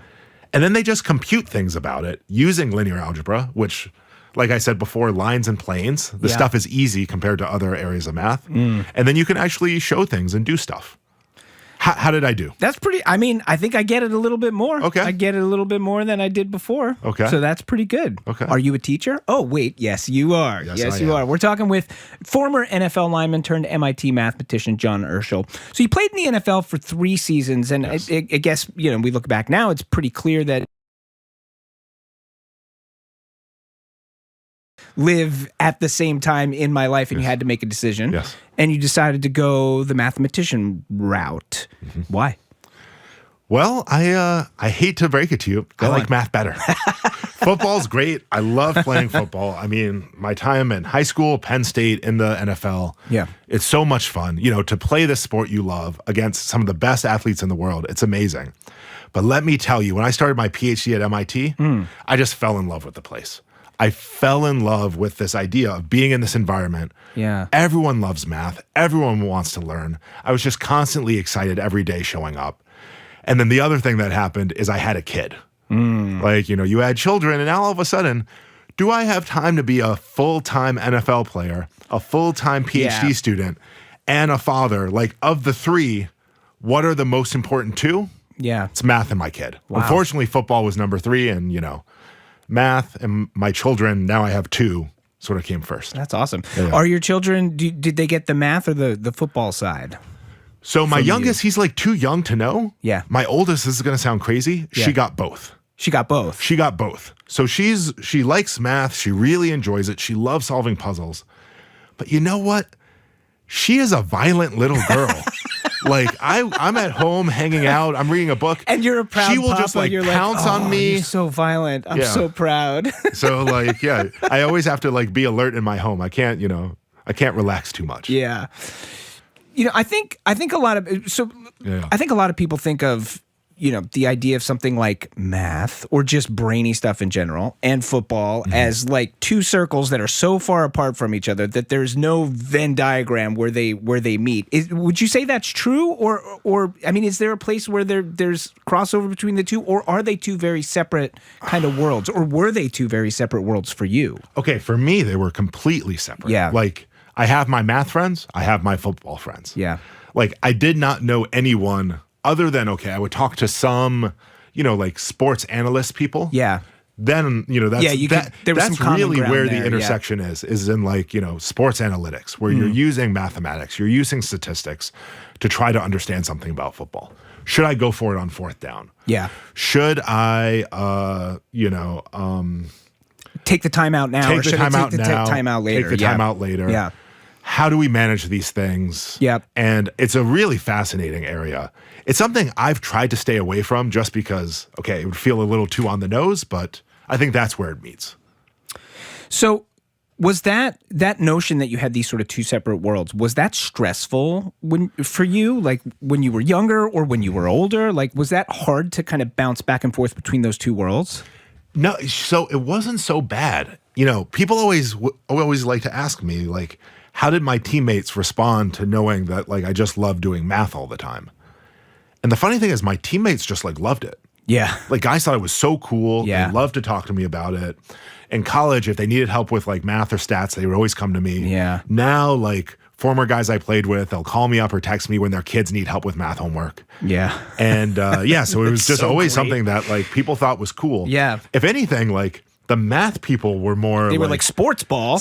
Not like sports ball. What is going on here? Yeah. Like it's the math people who are more like football. We don't know about this. Yeah. Interesting stuff. We're talking with MIT mathematician John Ersel. He's a former NFL offensive lineman for the Ravens. I think a lot of people, when they hear your story, would maybe make an assumption that you would quit football because of fears of concussion or because you had a concussion. Was that a factor at all in your decision to move away from football? I mean, you talk about the fact that it happens to coincide with you becoming a father. I would think that's also something that is on your mind in that moment. No, absolutely. Somehow, I don't know, this is going to sound strange. Before I had a kid, like, I was just not so concerned about, like, the idea of, like, longevity. Okay, you're talking about head, which everyone talks about, but also body. Yeah, yeah. And then all of a sudden, it's like, okay, I'm about to be a dad. I'm really loving math, the math I'm doing, and I still really love football. But now all of a sudden I'm thinking, like, am I going to be able to walk my daughter down the aisle? Like, how are my knees going to be? Am I going to be able to pick up my grandchildren? Like, am I going to be sharp? And so the question is, like, okay, am I ready for another full season in the NFL when, like, my future child and math is just, like, more important to me than football at this point? Yeah. And given, like, the wear and tear that, like, your body goes through a season in the NFL, I sort of said, 3 seasons is enough. I'm vested. I have my pension. I'm feeling good. Let me go do math where like the worst thing that happens is I get a paper cut. Like I'm not blowing out my knee. I'm not or breaking. You get so frustrated that you can't solve a problem that you put your fist through the wall and then you got a broken hand. Then you've got a broken hand. Although I'm yet to hear of anyone doing this. Maybe I'll be the first. So, if you play football, I feel like that, there are these, there are these goals that are pretty easy to define, right? There's individual goals. Maybe you want to make an all-pro team or you want to have X number of stats. Sure. There are team goals, right? Yeah. You want to win the Super Bowl. Yeah. For you now in the world of mathematics, like, what are the goals? Yeah. So the big goals, a better understanding of linear algebra. That's it. Linear algebra, like I was saying, underpins so much of what we do in this world computationally. And so my research is really focused on understanding the algorithms that make our world go and then understand how to build better linear algebraic algorithms. All right. Well, we have been speaking with John Ersel, former offensive lineman for the Baltimore Ravens and now assistant professor in the Department of Mathematics at MIT. Real quick, you're a math guy. Who should we bet on in this game? I mean, what does linear algebra suggest? I don't know what linear algebra suggests. I know I'm in Boston, so I cannot go against the Patriots. Despite growing up in Buffalo. Yeah. Yeah. All right, and Jared Bowen is now with us. Jared from the Culture Show. You know, John, you can play football. Okay. You can. You're a math whiz. Do you also play an instrument or anything like that? So I play the guitar. Oh, you do? I'm a blues guitarist. Yeah, since high school. Amazing. Yeah. Incredible blues guitar. So Jared Bowen, what's on the culture? You got some music on the Culture Show today? We do. We have the Sheffield Chamber Players who have a concert coming up. It's a free concert as part of Black History Month. And this is really lovely. They have a commissioned piece, but this piece also pulls in the music notions of kids and some really young kids. So this is part of the composition. So we'll talk about that. We'll talk to Imari Jeffries, who is looking at how we celebrate and remember Martin Luther King in Black History Month, which is usually suggesting that the history is settled, when of course it's anything but. And then we'll talk about the origin of Valentine's Day in Worcester in terms of Valentines themselves. Oh yeah, very cool. See, it sounds like are you gonna tune into the Culture Show, John Ersel? Absolutely. I need to learn about Valentines in Worcester. It's the place to get them. It is. Yeah, it is the place to get them. All right. Well, that's it for us for now. For today, the Curiosity Desk is produced by Aidan Connolly, Rachel Armany, Olivia Corcio, Hannah Loss, and Nicole Garcia. Patty Daniels is our guide through all storms. Our engineer today is John the Claw Parker. Special thanks today also to David Goodman and Andrew Massawa for their audio engineering prowess. We'll be back in 23 short hours right here on GBH 89.7. And as always, we'll be streaming live on YouTube. Speaking of YouTube, don't forget to check out that brand new Curiosity Desk video. If you want to see me skate and fall, head to the GBH News YouTube channel and check out our latest Curiosity Desk video. Until next time, I'm Edgar B. Herwick III. You stay curious out there.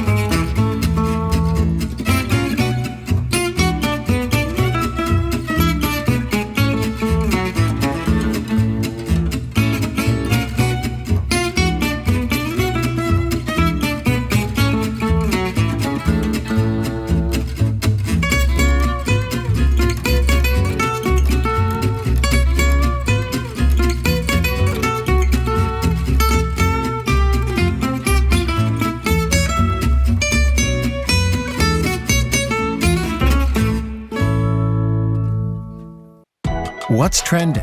What's interesting? What's going on around town?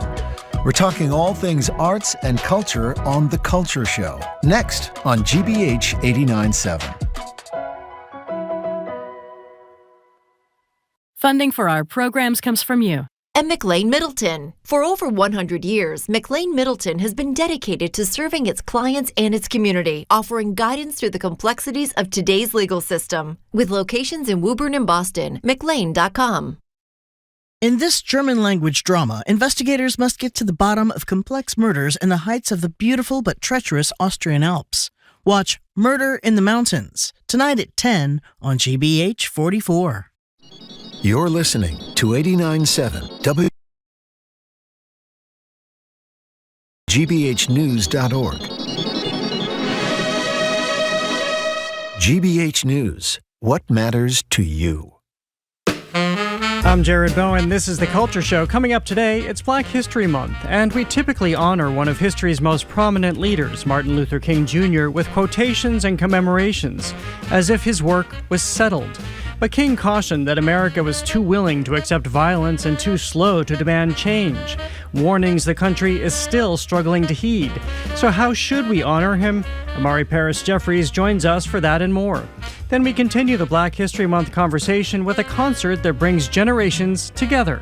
Overture to Spring celebrates Black composers past and present, pairing professional musicians with young string players for a joyful, family-friendly, free performance featuring music rooted in community, collaboration, and shared creativity. And long before Hallmark and heart-shaped candy boxes, Worcester figured out how to mass-produce romance.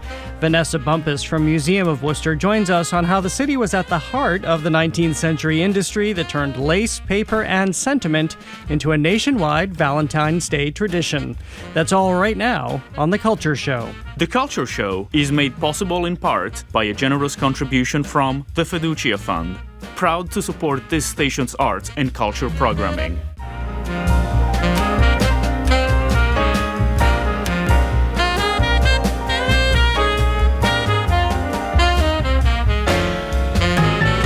I'm Jared Bowen. This is The Culture Show, live on 89.7 and streaming on the GBH News YouTube channel. We begin the show with our recurring feature, AI Actual Intelligence, where we tap into the most interesting thinkers in our region. We're joined now by Imari Jeffries, President and CEO of Embrace Boston and one of the co-chairs of Everyone 250. He joins us every month. Welcome back to the show. Great to see you. Thanks for having me. So you just wrote this really, really extraordinary piece, I think, opinion piece for USA Today, looking at, because having just come through the Martin Luther King holiday and now in Black History Month, pointing out the way we remember Dr. King and suggesting this is not necessarily aligned with his legacy. Not at all. And I outlined a piece. I just want to read just a quick segment because I think it's just so relevant to this moment, not just the King holiday, but this month. His name is invoked to reassure rather than to unsettle, to signal moral inheritance rather than moral obligation. What is remembered is the comfort of his words rather than the pressure of his demands. Memory is not a resting place, and it is supposed to be used and engaged in the present. History makes clear that power, when left undisturbed, does not soften. It refines itself. It learns how to apologize without yielding. It learns how to survive exposure. And when we're thinking about what's happening with the National Park Service, this feels like a continuation of what's happened to the King legacy, where we have used these markers, we have used the legacy and life of Dr. King as a symbol for the softened, sanitized version of him. And when it doesn't suit us for the purposes of the moral part, we just simply take them down. And that's what we've seen going on in the National Park Service. That's what we saw in Philadelphia with the markers that talk about the slavery history and our founding fathers. I want to go back to that part in a moment and look at what the government is doing in many areas, including here in Massachusetts when it comes to national parks. I want to read something from your own piece, the line just before where you read, "We speak of King as though he were settled history rather than an unresolved indictment." How have we worked ourselves into this complacency, putting him in the textbook, talking about his values, talking about what he did in the past tense as if it was all sewed up and done and put in a neat little box? Well, it allows us to flatten him out, to think about King's legacy in a two-dimensional way, as if that's these black and white pictures or something in the past. And you and I have talked about this before. He was assassinated. He died as an unpopular figure, anti-war, anti-capitalism, anti-racism were the three things that were important to him. And if he were alive today and he saw the state of the world, he saw the state of the country, these high rates of poverty, the state of war that our country is involved in all over the place, both internally and externally, and the type of capitalism, the type of exploitation you see.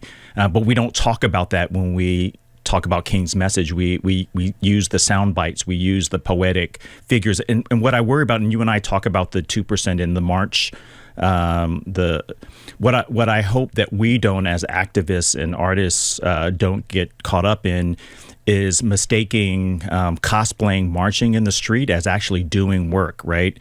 And so even as activists and artists, we get tempted to think that just marching in the streets for injustice is the same as fighting for the real issues. That if we march and we hold up signs just like Dr. King did, if we out just like the flattened out images, we've done the work too, because the marching was only part of the tactics, right? There were policy work that needed to be done. There were demands that needed to be upheld. There were sacrifices, right? They were real sacrifices. They had to go without. The Montgomery bus boycott was a sacrifice. And so I think we can't forget about those other pieces of the work. Have you seen any evolution in that in the last year since we've been dissecting these issues on the air, since the intentions of the Trump administration have become more clear? Well, I don't know about you, but in my social media feed, I think it's been, and that could be the algorithm working against me. I think people have been a lot more clear that Dr. King has been more than this flat figure. And I think as more of us have seen the direct impacts of the cut of the social safety net, more people have been impacted by the big, beautiful bills, the cut on SNAP. Just this week, so many things happened so quickly. As we were worried about TPS being cut for folks who are Haitian asylum seekers, I think we've become more and more conscious of what Dr. King represented more than the flat figures, and so I think that's been the key difference. For me, I think something changed in my observations when I saw the art that we just talked about yesterday with Mary Grant, actually, the president of Mass Art, the art that we have seen starting to come out of Minneapolis. And then, of course, nationally with people like Bruce Springsteen. We'll probably see a lot more this weekend in the Super Bowl. We'll talk a little bit about that, too. But I think the art is a little bit different because it takes more intent. It takes intent to craft a song and to turn out and march with that song. It takes intent to design posters and to distribute them. It takes intent to create a song that you release on social media.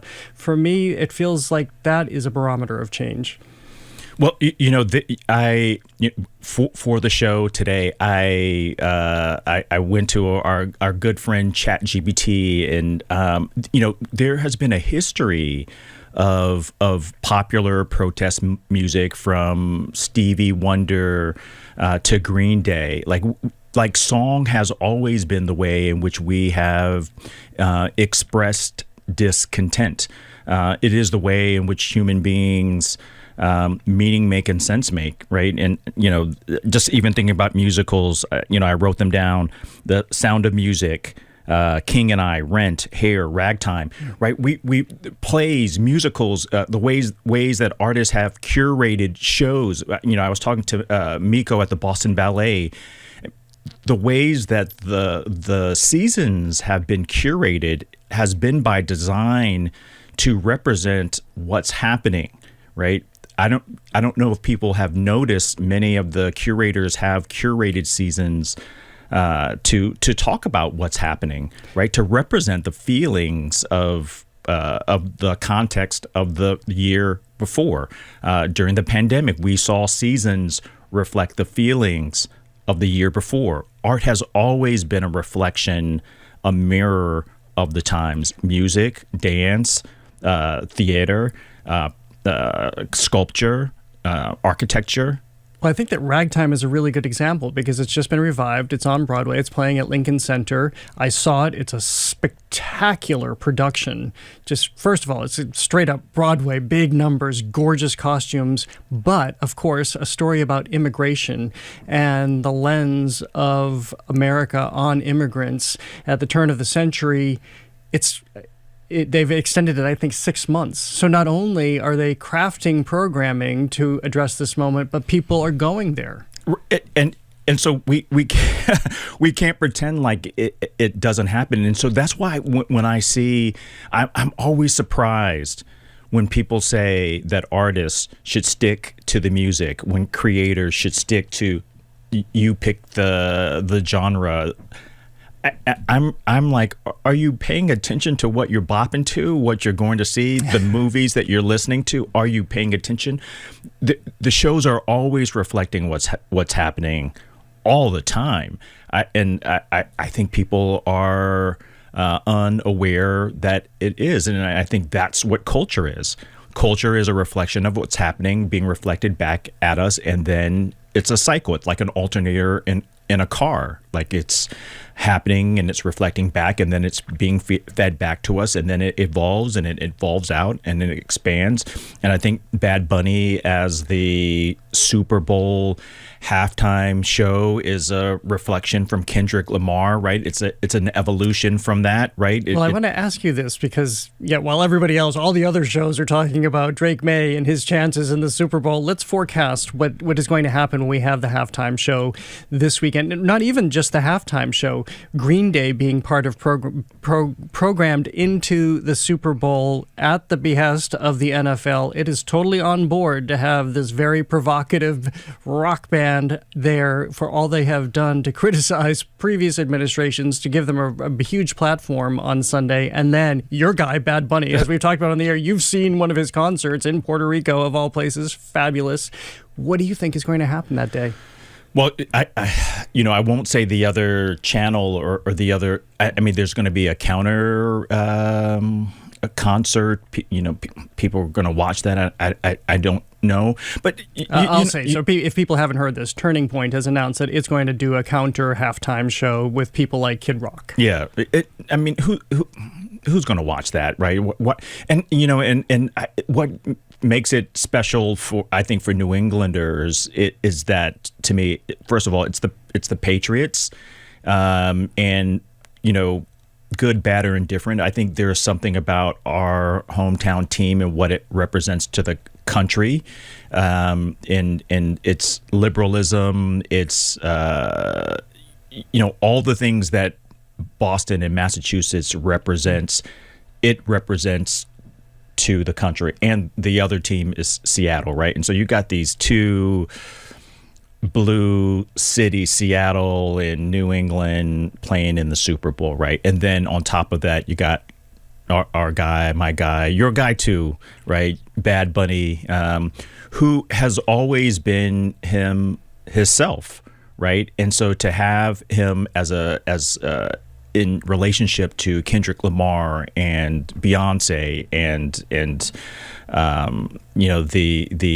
the new history of these Super Bowl halftime shows, I think it just shows an evolution. And the NFL has always had this beef with the president.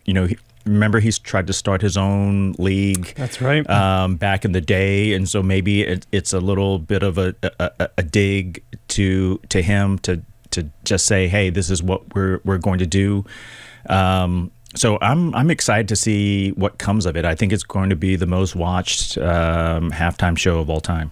In as the control room is pointing out, the Fraser Bowl, meaning Fraser, it's between Boston, the Fraser crane between Seattle and Boston from Cheers. That's right. Well, to stay on the Super Bowl for just a second, I was interested to see this poll in The Athletic that by a slim majority, but the majority of players support having Bad Bunny be the star of the Super Bowl halftime show. Yeah, and that's refreshing. You got to remember that the vast majority of players are people of color, right? And so and have come through institutes of higher education where they've been exposed to all sorts of individuals, people, culture. That's what a higher education does. It exposes you to people, individuals, and culture, right? And so to have that survey come out in the way, and what I was struck by the survey, first of all, some of the players not knowing who Bad Bunny was, I'm like, okay, yeah, right. Yeah, exactly. How can you not at this point? What rock were you under? But even those folks were like, hey, yeah, I just looked him up.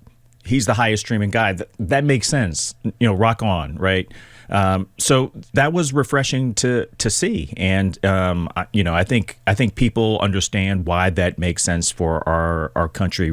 For him, just even if you're not, and I don't know who is nowadays not into Bad Bunny as a figure, a political figure for the country, as a musical star for that purpose, he is the most prolific music star in the world of right now, right? So you couldn't get anyone bigger. He's also he's the biggest. Yeah, and he's also really happy making. Yes. He has lyrics that are very provocative and commenting on society, but he's also happy making. Yes. By the way, I love the player when they released the survey. One of the players said, "Well, I kind of prefer Florence and the Machine," which I think, hey, that's really good too. First of all, if you're just tuning in, I'm speaking with Imari Paris, Jeffries president and CEO of Embrace Boston.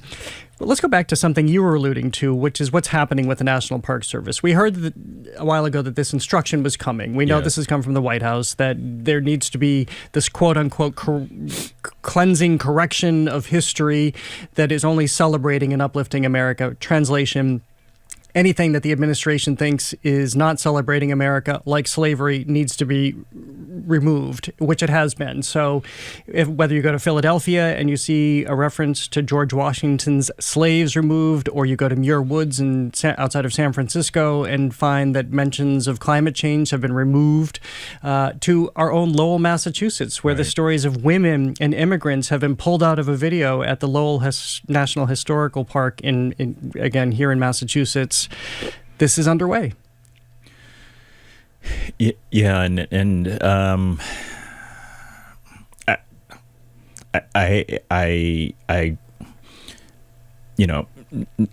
if ever there was a need for an organization like Embrace, I'm glad we exist. We exist to create the type of public art, permanent public art, that right now we see that's under attack. Part of the coalition of organizations that we started 2 years ago, and really just in a celebratory way. We started this with several folks, co-chairs, Dart Adams, Janae Osterheld, who people know from the Globe, Emily Foster Day, who's over at Mass Art, Brian Boyles from Mass Humanities, are the five founding co-chairs. This initiative called Everyone 250. We wanted to tell diverse stories. Part of it was monuments and markers of underrepresented places. So we knew that we were going to have the Knox Trail and the Paul Revere ride covered, but these other represented American stories were not going to be covered. And now we're discovering that some of those colonial spots, some of those historic places, as we talked about, that the National Park Service manages are being taken down. So over the next 6 months, this committee is installing 20 markers across the state at places that have been underrepresented. Places like 12th Baptist Church, places like Union Methodist, places like United South End Settlement Houses that represent the immigrant history of Boston, that represent one of Boston's first black churches.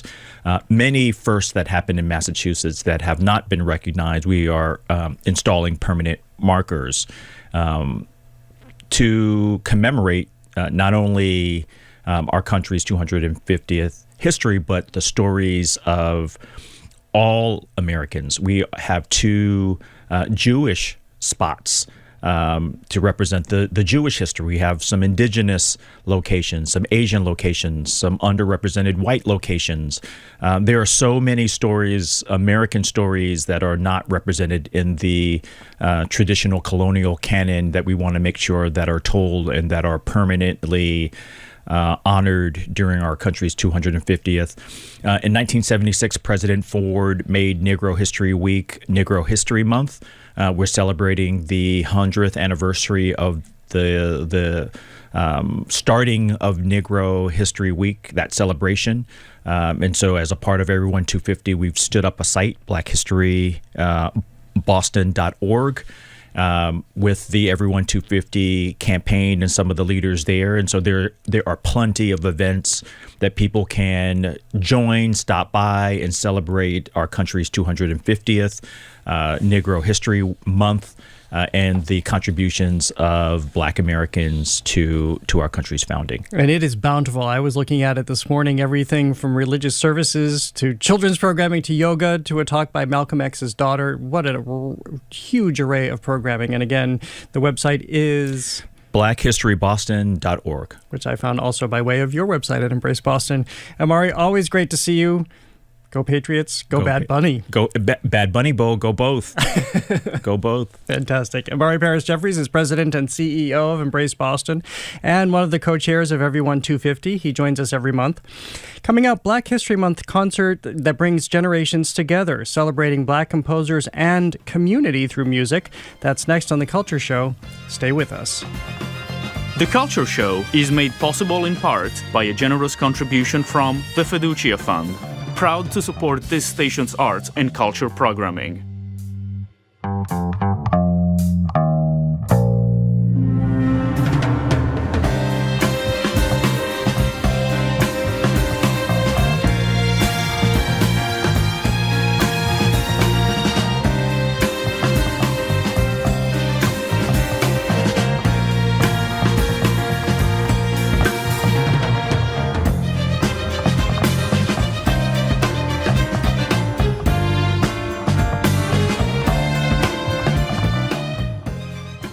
With recent grads facing a tough job market, young people and even colleges are asking, what does it mean to be educated?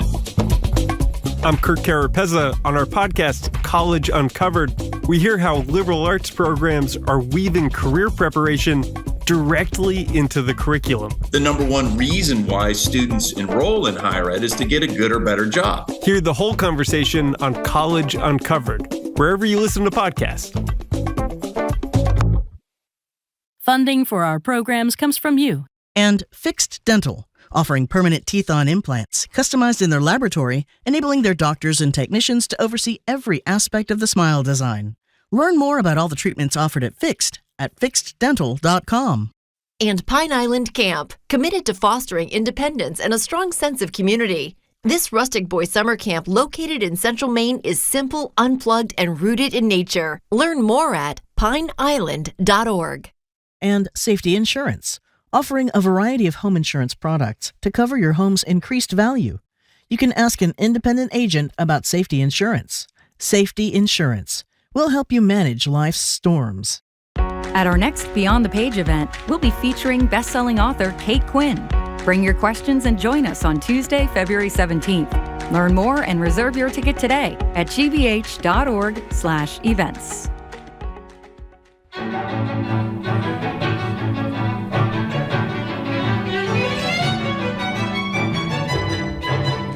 I'm Jared Bowen, live on 89.7 and streaming on the GBH News YouTube channel. You're listening to The Culture Show, and we're listening to Variation 5, composed by Kevin Day and performed by Sheffield Chamber Players.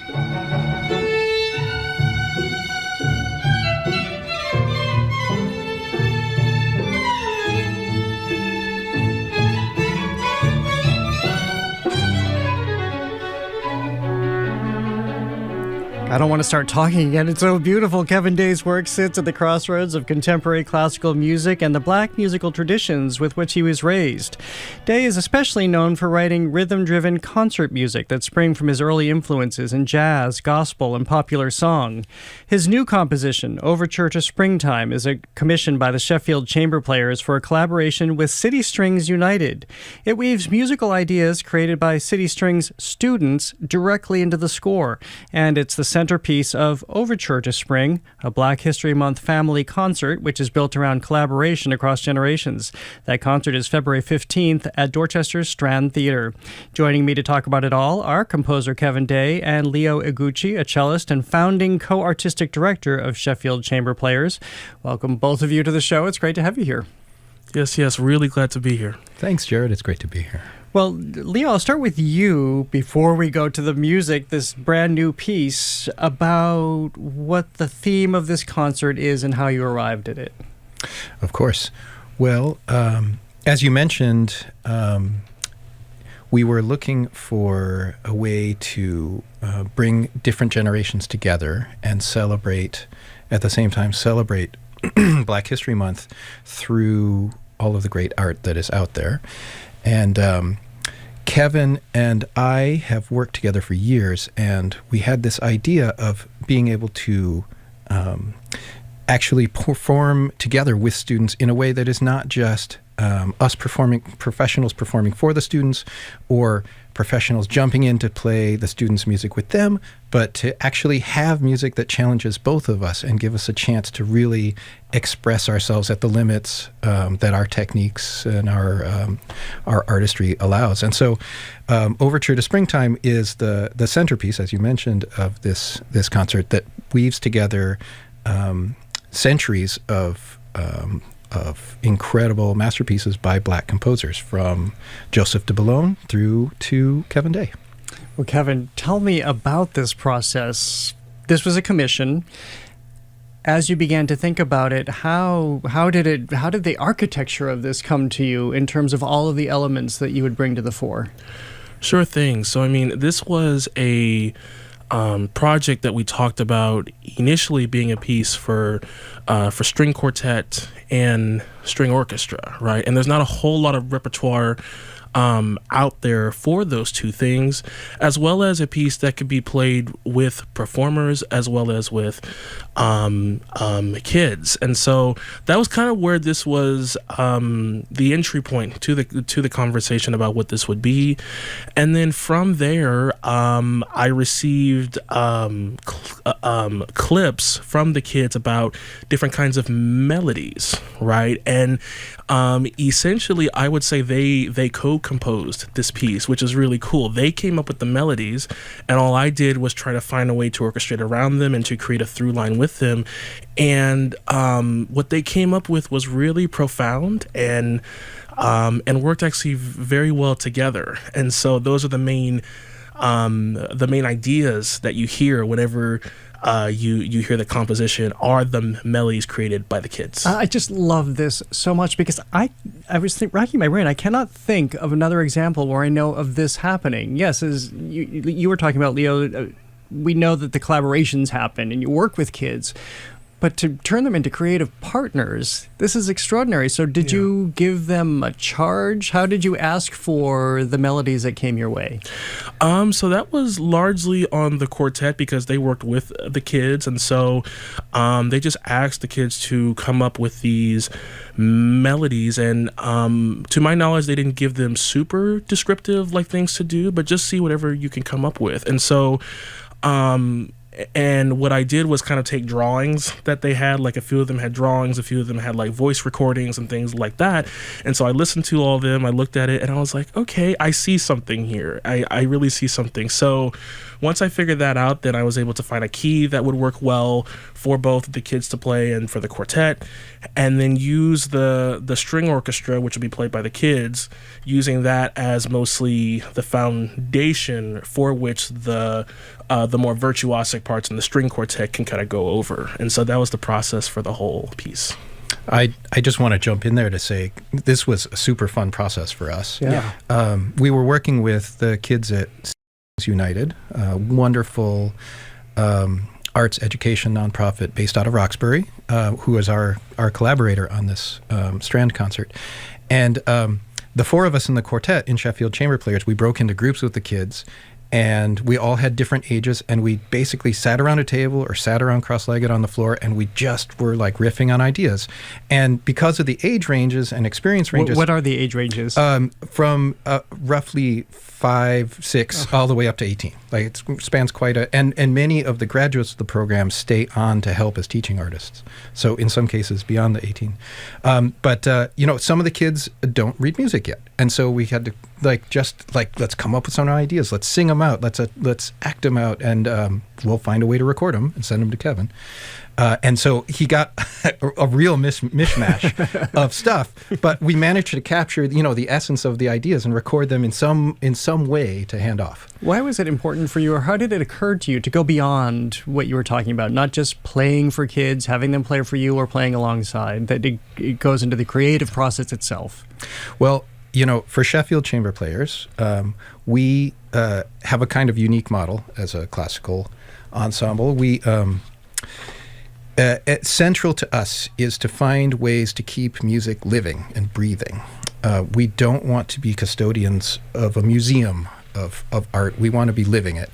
And so to do that, we've done several things different. We have a really active season of house concerts, which we find are the most intimate way in small spaces to get connection with people. And you're talking about random houses, whoever wants to host you. Well, they don't become random once we're friends. we get to know our community really well, and they become not random. But yes, we love connecting with new people to bring music into their houses and to their networks of people, and to let their networks grow to connect with other people. But working with living composers, working with kids, working directly in communities is really central to what we do, and we're always looking for new ways that we can dig a little deeper, make a little more impact, and working directly with the kids was just such an exciting idea. We loved it. That is the voice of Leo Eguchi, a cellist and founding co-artistic director of Sheffield Chamber Players. I'm also joined by Kevin Day, a composer, and we're talking about his piece Overture to Springtime, which will be performed February 15th as part of the Overture to Spring, a Black History Month family concert on February 15th again at the Strand Theatre. Kevin, to go back to what you heard, I talk about this a lot with people, especially in the arts community, what kids can do that we don't understand or that we fail to create ourselves as adults. I always go back to the example of taking my then very young nephew through the Museum of Fine Arts and him pointing out things I had never seen before and paintings I thought I knew well. What struck you about what the kids delivered to you? These were complete melodies. These were complete musical ideas, and it was really cool to see that, right? I didn't really have to fish into okay, what is this? But everything was so there, and it was so complete, and even some of the notation was very clear. I was just like, okay, I can take this, right? I can work with this. And so, no, kids are so creative, and so, the composing process on my end, once I had that, actually all came together pretty quickly, and it's called Overture to Springtime. I mean, because as I was working on the piece and then figuring out what the quartet was going to play, there was this brightness, this joy, this when I was listening to the ideas kind of playing back in my program, I was like, yeah, this is giving spring is coming alive, right? The flowers are growing, the sun is coming out. We've been in winter long enough, right? And all of a sudden now everything is bright and beautiful. And so that helped to weave together the composition in the way that it is. You are somebody who grew up with music, as I said in the introduction. Music in so many ways helped you throughout your childhood. Yes. And of course, to great success into adulthood. Did that come back to you as you were thinking about these kids in the place of music and their creativity and their lives? Absolutely, yeah. I mean, a lot of my earliest memories were musical memories, right, from my parents and from just being curious about what is this, right? What is music, and being part of the performance of it from a very young age. So all that started coming back to me as I was working on this, and that curiosity, grew over time with me into what I do now, and no, very much so. Yeah, it was very part of the process. You had a stutter as a child. Yes. Yes. And what happened to that stutter after music became part of your life? It is still there, though I have been working on it for a long time now. I mean, I'm 29, about to turn 30 in 2 weeks. So happy early birthday. Thank you.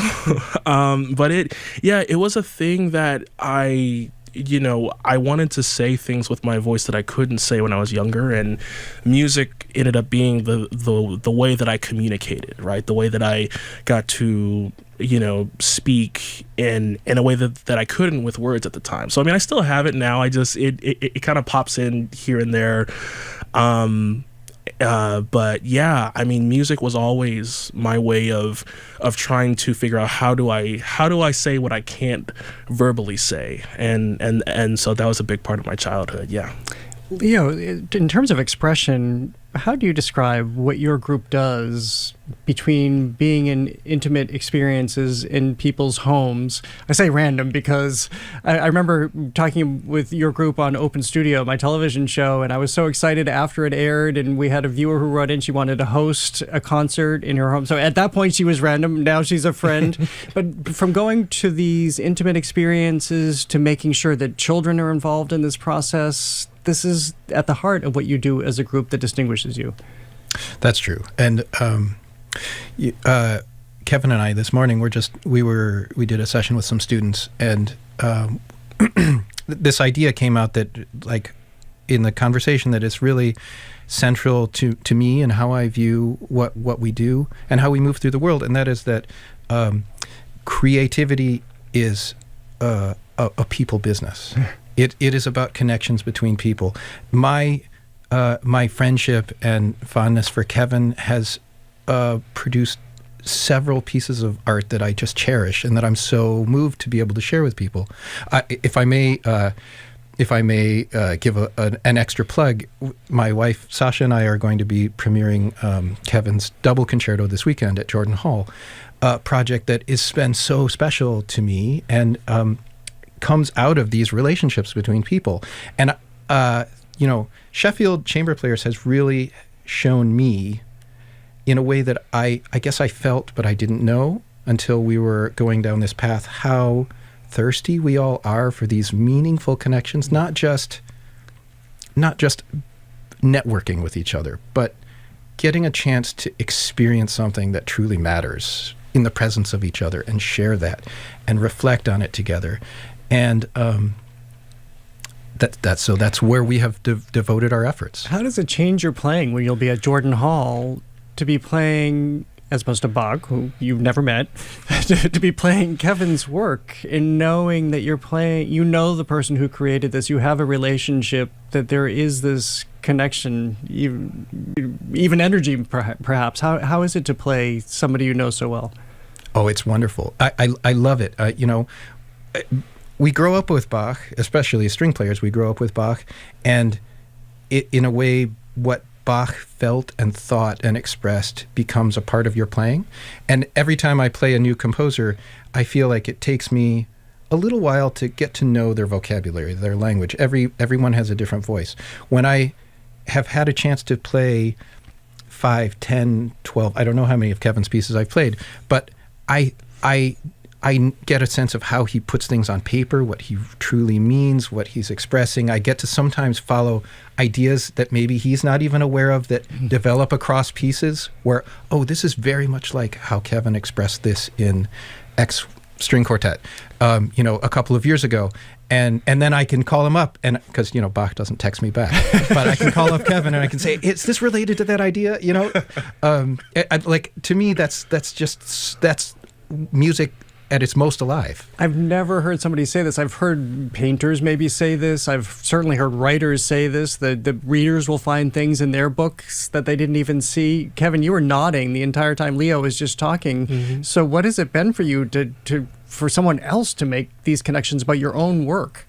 It is really cool. I mean, because I see it, and for certain pieces I live with a long time, it's like I can't often take myself out of it until kind of other people tell me like what they see in it. And yeah, this has happened with several pieces we have done together now, where Leo will see something or Sasha will see something, and so that's what's been great about this process is often they will bring out elements of the music that I initially maybe overlooked or oversaw, and when they bring it out, I'm like, oh my god, I didn't even realize that was there, right? Or that That'd be better than I thought. Can be expressed in that way, right? So it's a really cool thing. And I mean, I first met them in 2018, and we've had this ongoing collaboration through various projects, and so that has made this truly an honor. And last question about how you work, understanding that how many pieces you've done, and especially when you have a commission. Are you working on pieces simultaneously, or do you drill down one at a time? I am just now kind of getting to the point where I'm working on a pieces one at a time. Up until about 2024, I was working on several pieces at the same time. Sometimes 5 pieces, sometimes 10, sometimes 20, right? But now I'm at a 20. point. Yes, that was a crazy time, but it's like 2021 doing all that. But no, now I'm definitely doing one at a time. And what's nice about that is it's gotten me to slow down, right? To be able to really think about what I want to say. How can I be more intentional with whatever message I'm trying to communicate? That's been a big part of what I've learned from my mentor, who is how we got connected, Gabrielle Lena Frank. It's like she was the one who was able to look at my work and say, like, Kevin, if you just slow down and really think about the phrasing of what you're trying to say, it's almost like communication, right? How do you phrase words into sentences, into paragraphs, into a narrative? She was the one who was able to be like, Kevin, if you just slow down just a little bit, right? Think about it. You will be able to communicate musically more efficiently. So I mean, I've taken that lesson to heart, and in composing this work that we're going to do this weekend, in composing my upcoming opera in July, and all the things that are happening this year, these are pieces that I've lived with for a while, right? And I feel like I can, and I have been able to communicate what I really wanted to say. Well, I've spent this entire time hearing from both of you thinking, I'm so regretful that we couldn't play your piece, but that's because it's new, and it's also great because now people have to go hear it live, which is the way to hear it. It's been great to be with you both. Thank you so much, and good luck with the concert this weekend, or next weekend. Kevin Day is a composer. Leo Eguchi is a cellist and founding co-artistic director of Sheffield Chamber Players. Kevin Day's commissioned composition, Overture to Springtime, will be performed on February 15th as part of the Overture to Spring, a Black History Month family concert at the Strand Theatre. Thank you again. Coming up, Love's Labor Found in Worcester, which was at the heart of the Valentine's Day card industry. That conversation is next on The Culture Show. Stay with us.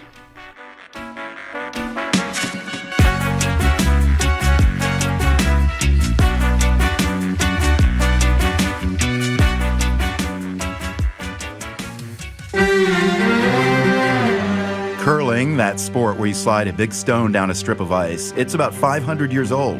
The star of the show, the curling stone, has come a long way from its humble beginnings. In the old days, they tried to use anything they could dig out of the ground. Not anymore. These days, elite curlers only play with granite from one place in Scotland. Hear that story next time on The World. This afternoon at 3, here on GBH News 89.7. Our programs are made possible thanks to you. And the Delaney at the Vale, a luxury senior living rental community for adults 62 plus, where residents choose how to spend their time with amenities and programming designed to offer opportunities for connection and learning. DelaneyAtTheVale.com. Support for GBH comes from you and from S&H Construction. We're known for beautiful work, both technically and in terms of the craftsmanship. Sarah Lawson, President. There's no doubt that S&H's customers and GBH's listeners are very much the same people. They're people who want quality. The most quality thing that a media organization can do is to get the facts and tell GBH does, and we're honored to be associated. To learn more, visit gbh.org/sponsorship. When you can't get your daily dose of Jim and Marjorie on the radio, you can still get it sent right to your computer, tablet, or smartphone. Download the Boston Public Radio podcast wherever you get your podcasts. And don't miss a moment of Boston Public Radio.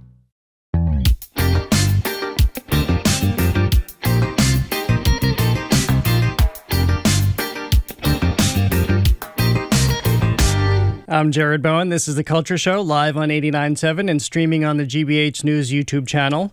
Valentine's Day is rooted in romance, but it runs on mass manufacturing. And you can credit Worcester for putting the mass in mass production. In the mid-19th century, Worcester entrepreneur Esther Howland built one of the country's first mail-order Valentine businesses, organizing women workers to assemble cards and ship them nationwide. That local operation put Worcester at the heart of the early American Valentine card industry. Vanessa Bumpus, exhibition coordinator at Museum of Worcester, joins us to talk about how that Worcester operation, with some help from nearby Grafton, helped commercialize Valentine's Day and what it reveals about labor, industry, and a business built on sentiment. Vanessa, welcome back to The Culture Show. Great to see you again. Hi, Jared. Great to see you. Thanks for having me. Well, this is really, really fun to talk about. But before we get to Worcester, because I know this is all being told at your museum, give us a little background, the history of Valentine's Day itself. Well, Valentine's Day is a European-based holiday. A lot of people will notice when you come to Worcester, you see hearts on our street signs. There's a heart on our city seal. And I can't stress this enough. We did not invent the Valentine in Worcester.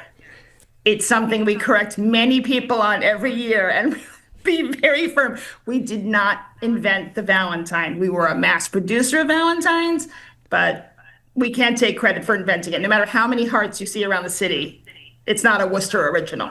Well, we appreciate your candor, but what happened in Europe before and I know that there was certainly a connection. Worcester took notice of what was happening in Europe, but how did it get to that point?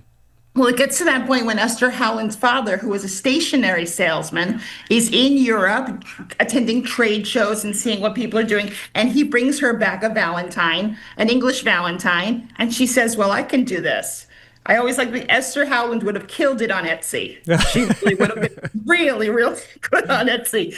So he brings her a Valentine and she says, well, she graduates from Mount Holyoke in 1837. And she hires her friends to make these Valentines assembly line style in the attic of her home on Summer Street. Remember, this is around 1848, so they're in an attic. There's no air conditioning. They're trying to get this stuff out by February 14th. So Howland Valentines, and we have quite a few here in our collection, are very specific. They're very small. They're about the size of a business card. I know you're showing some on the YouTube page. We are, yeah. They're very intricate. So the assembly line style is one person would put on the lace, one person would put on a decal, one person would put on a sticker. So no two Howland Valentines are ever alike because maybe the glue fumes got to me at some point and the stickers are a little crooked or my arm's cramping up and I don't want the lace to be perfect. So no two are ever alike. We have a few duplicates, and if you look at them side by side, you can see subtle differences. Well, what were these being used for at the time? Of course, I think for so many of us, Valentine's Day cards, we were introduced to them in elementary school when we would hand them out to all of our fellow students. What was the intention then? It's similar to what we do today. It was showing a sign of love and affection to your loved ones. The sad part of Esther's story is she dies a spinster. Oh. She never finds her true Valentine love, unfortunately. But she, about $100,000 in her business, she would have been a millionaire. So I think Esther was probably okay with that. $3.8 million in today's dollars is what her business made by the time she sold it. Well, in all fairness, maybe she wasn't completely into love, because weren't some of these Valentines not all about the love? They're not all about the love. There's one very specific one that we highlight here at the museum, which has a beehive on the bottom of it, at the bottom of the lace, and it says industry. And that's about the growing love of industry in Worcester and business. So it was something a worker could give to his wife. She made a nice variety of Valentines with different themes. Some have ballerinas, some are very kind of typical lace with flowers and butterflies, but no two are ever alike. And that's the exciting thing about a Howland Valentine. So how did she build this into a business? As you mentioned, her father had his own business. She was college educated. She had the business-minded spirit. What did she ultimately end up? And you talked about how she, I guess in her day, had Martha Stewart money. But Yes. how did she turn that into a business? She sends her brother and eventually her father door to door selling these Valentines. And they would bring them around the country, similar to the trade shows her father was attending in Europe. And they would take orders. They'd come back to Esther, and she and her friends would sit there in that hot attic and assemble them over and over again. And a Howland Valentine, if you ever see one, they pop up sometimes at flea markets and things, antique sales. It always has a red H on the back and a number. We don't know what the number associates to, if it associates to a style or a date, but it always has a red H on the back. So but by the way, if people are just tuning in, I'm speaking with Vanessa Bumpus, exhibition coordinator at Museum of Worcester, where you can see many of these Valentines and the story more in depth. She's not the only one doing this it's Worcester and the surrounds at the time. How are other people getting in on the act? Well, there's a gentleman named Jotham Taft who's not that far. He's in Grafton. So he's just a few towns over, and he sees a Valentine being made in Germany on a trip to Europe and decides he's going to come back here and do something similar. And they're very similar to Esther's style, which is why that H on the back of a Howland card is so important, because it can easily be confused for one by Jotham Taft, who had his own mark. He had a raised embossed mark that said Taft and then a number as well. Was this happening anywhere else in the country, or did our little environment of central Massachusetts really propel this forward? I think we really propelled this forward. It's something that takes off. Hallmark's not around until 1910, so we're well ahead of them. And most people think of Valentine as a Hallmark holiday, but it may have been going on other places. I'm not sure, but Worcester was a major manufacturer in the trend of it. Well, it's so interesting that you bring up Hallmark holiday, because this is the intention here to do something that we always decry, which is to commercialize a holiday the way we commercialize Halloween and pretty much everything at this point. She was doing the same. They were doing the same thing in their day. Yes, and Esther and Taft are smart. They eventually merged their two companies, and they formed Nevco, which is New England Valentine Company. And but while they're doing that, they get a little bit more competition in Worcester when the Whitney brothers show up. I love how you have structured this. So we're basically watching a Netflix series now. So who are these Whitney brothers just arriving on the scene? It's just all Valentine drama here in Worcester for February. George and Edward established what's called the Valentine Company, and they start manufacturing early cards, which are also similar to Howland and Taft. So now we have three people in central Massachusetts essentially making the same thing and selling it to the public. So it's a little bit of a card war, for lack of a better term. And they put a W on the back of their cards. So Jotham Taft's son, after Jotham passes away. This is the Grafton guy. That's the Grafton guy. They merge, but eventually George Whitney, his brother Edward leaves. George sticks around. He's in it for the long haul with Valentine's. He's putting everything he can into Valentine's. He buys out Jotham and Esther. Esther's made plenty of money at this point, we know, and she retires her business to take care of her sick father, who helped her kick off the whole entrepreneurial spirit that she survived on. But George Whitney has a secret weapon, is that he's going to be around long enough to experience the printing press. Oh, that changes everything. So you don't have to be up in the attic anymore. There's no more attic. There's no more glue fumes. There's no more hiring your friends.